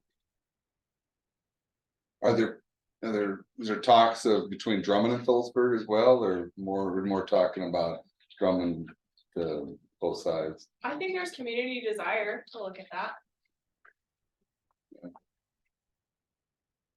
Yeah, that sounds great. Public. Yeah. You really have to start State your someplace. name. Steve Emmonshoe. Sorry about that. You have to start someplace, and the northern end of the county certainly use some economic boost. And if this could down the road be an economic boost to Drummond without a lot of operation and maintenance on anybody, it just makes perfect sense to me. I always look at what's it gonna cost down the road, and typically trails like this don't. You know, there's not a lot of infrastructure in it. So I'm for anything that'll help down there. I'm Ed Brunsville, and I would echo what Steve said and offer that last year when we were working on this grant, I hadn't really thought about that closely, but I looked at Drummond and Phillipsburg in terms of safely getting across town in any other mode except in a car, and it doesn't exist in Drummond. You cannot get to the fairgrounds or the park. There's no sidewalk. There's not even a shoulder. I mean, even over the overpass there's guardrails right up to the road, and there's the old bridge on the old highway is narrow, and so this kind of grant would can and would, I'm sure, incorporate infrastructure, bridge or something to help with that effort. same in Phillipsburg, getting kids around town, 2 school events, out of school events. We don't have any sidewalks, doesn't matter, kids are walking down the middle of the street to get home after school, and I'd like to see that addressed, and I think it could be in the grant application, in a plan, in a future plan we develop. After, this grant isn't building trails, this is just a plan, look at what's needed, what can be done. That's my take on it. And I'm Ruby Ashada, mental sorting. I would add that I'm just agreeing with what everybody's saying that, if there were opportunities for this planning grant to have a piece that could, plan for additional trails within the community, Phillipsburg, connecting existing trails. And just emphasizing that it's not just trails for recreation. I mean, this is physical and mental health and safety and routes and, I see my daughter and her friends, they would like, I'm just like, please don't get hit, I mean, if there's a sidewalk or part of the way, it's things like that could also be connected from town to Huffman's or down, what's that? Down to even just getting to the park, I think it could be in phases, and again, this is a planning grant, but just to help us understand what's possible to improve this for everybody getting around, not just kids, but the person in the wheelchair or the person. Amanda, what you're doing is looking for grants to do that. Exactly. And what you tried to do was get a grant to write a grant, right? So we did get a grant to write a grant, so we were successful in that, which is why none of us, smaller communities, had to pay for the RAISE grant. But yeah, the RAISE grant would pay for this. It would pay to look at this larger corridor, but there's no limit to what you can look at within Granite County as far as your community connectivity. If you want to look at specifically just Drummond, or if you want to look at benefits in Phillipsburg or connection between those two places, those are all opportunities within this grant. Some of that work would come back to the community, your community specifically, or whether it's the Flint Creek Trails Association or work between the two, the commission and them, to help understand what those needs are. But that is an opportunity as well. So yes, and the reason that I'm coming to you is because we're both rural. Again, the minimum grant award for this specific one, it's really flexible. That's why we like RAISE. But the minimum award is $1 million. And so, I mean, you could definitely go to pursue that yourself, but why write 6 different grant applications when we can write one application and get everyone's needs addressed? We have had a lot of support. Missoula County they've been great to help connect with some of our senators, and they helped pay for the last application, and they put a lot of time towards it. So it has been kind of nice to see some of that support from the larger communities as well. Yeah, Lieber, Town of Drummond. So Drummond had put in for a TA grant to go from Drummond out to our city park and the walking park, because as Ed stated, literally you're walking on the roads and stuff. And I know at one point we tried to put a crosswalk, but it's a state highway. So you can't do that when there were more children that lived out that way. That's coming back around again. And so I think, that will just help. We'll have some information, our engineers have some information that we did. That's great. With it, so. And the amount of bikes that go down, just the old highway is, you would be very surprised at how many bicycles go down that.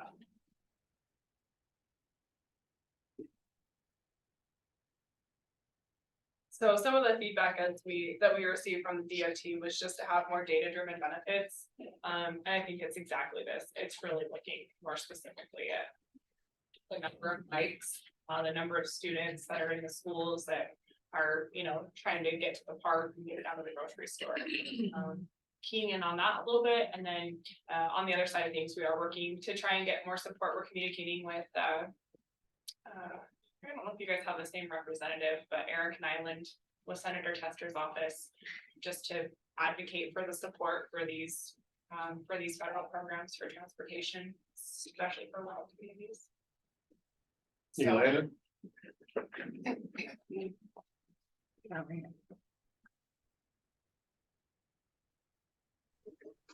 Lady Gagliano, for the record, thank you. I remember a few months ago, there was a survey that was circulated throughout the county about what the county, the people would like to see happen.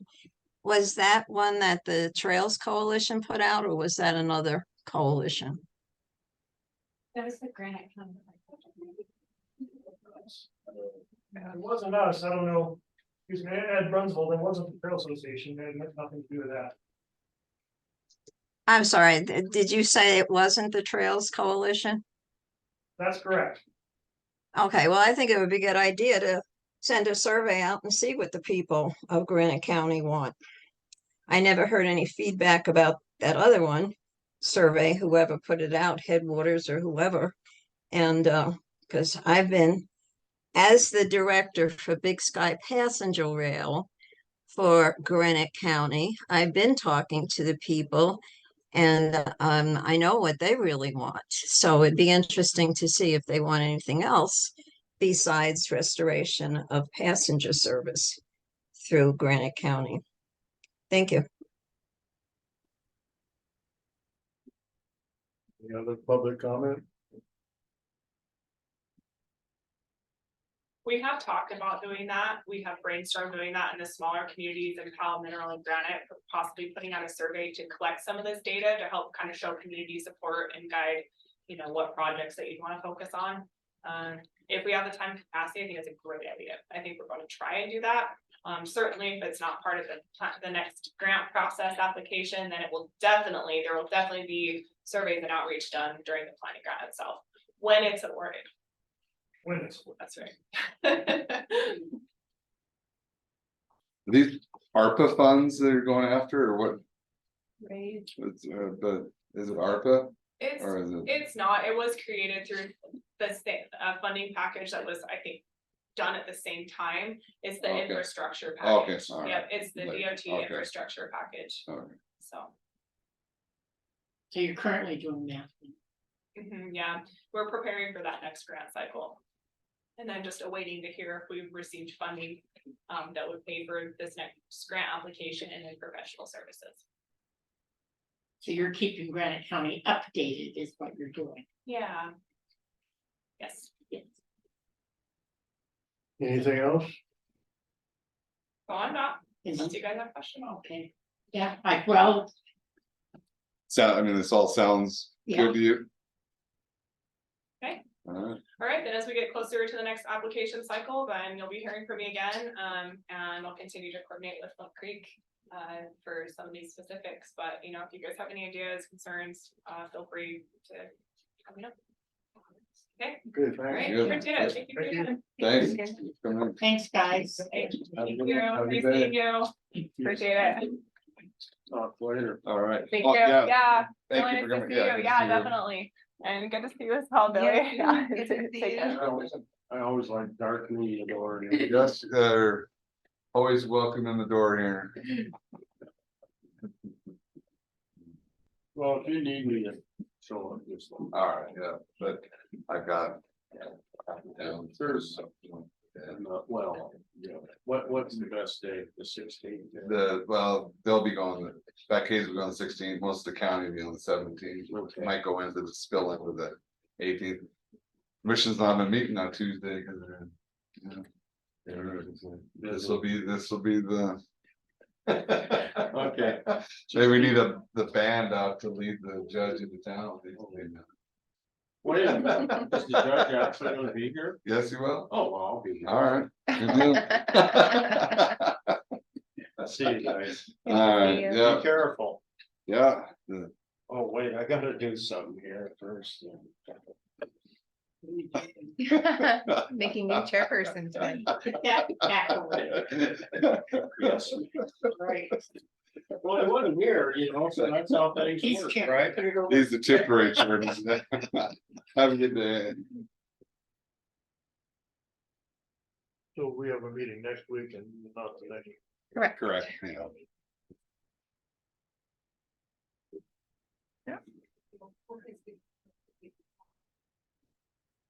So I guess we're done. You are. Motion to adjourn. You made a motion to adjourn. I don't know that. I don't know.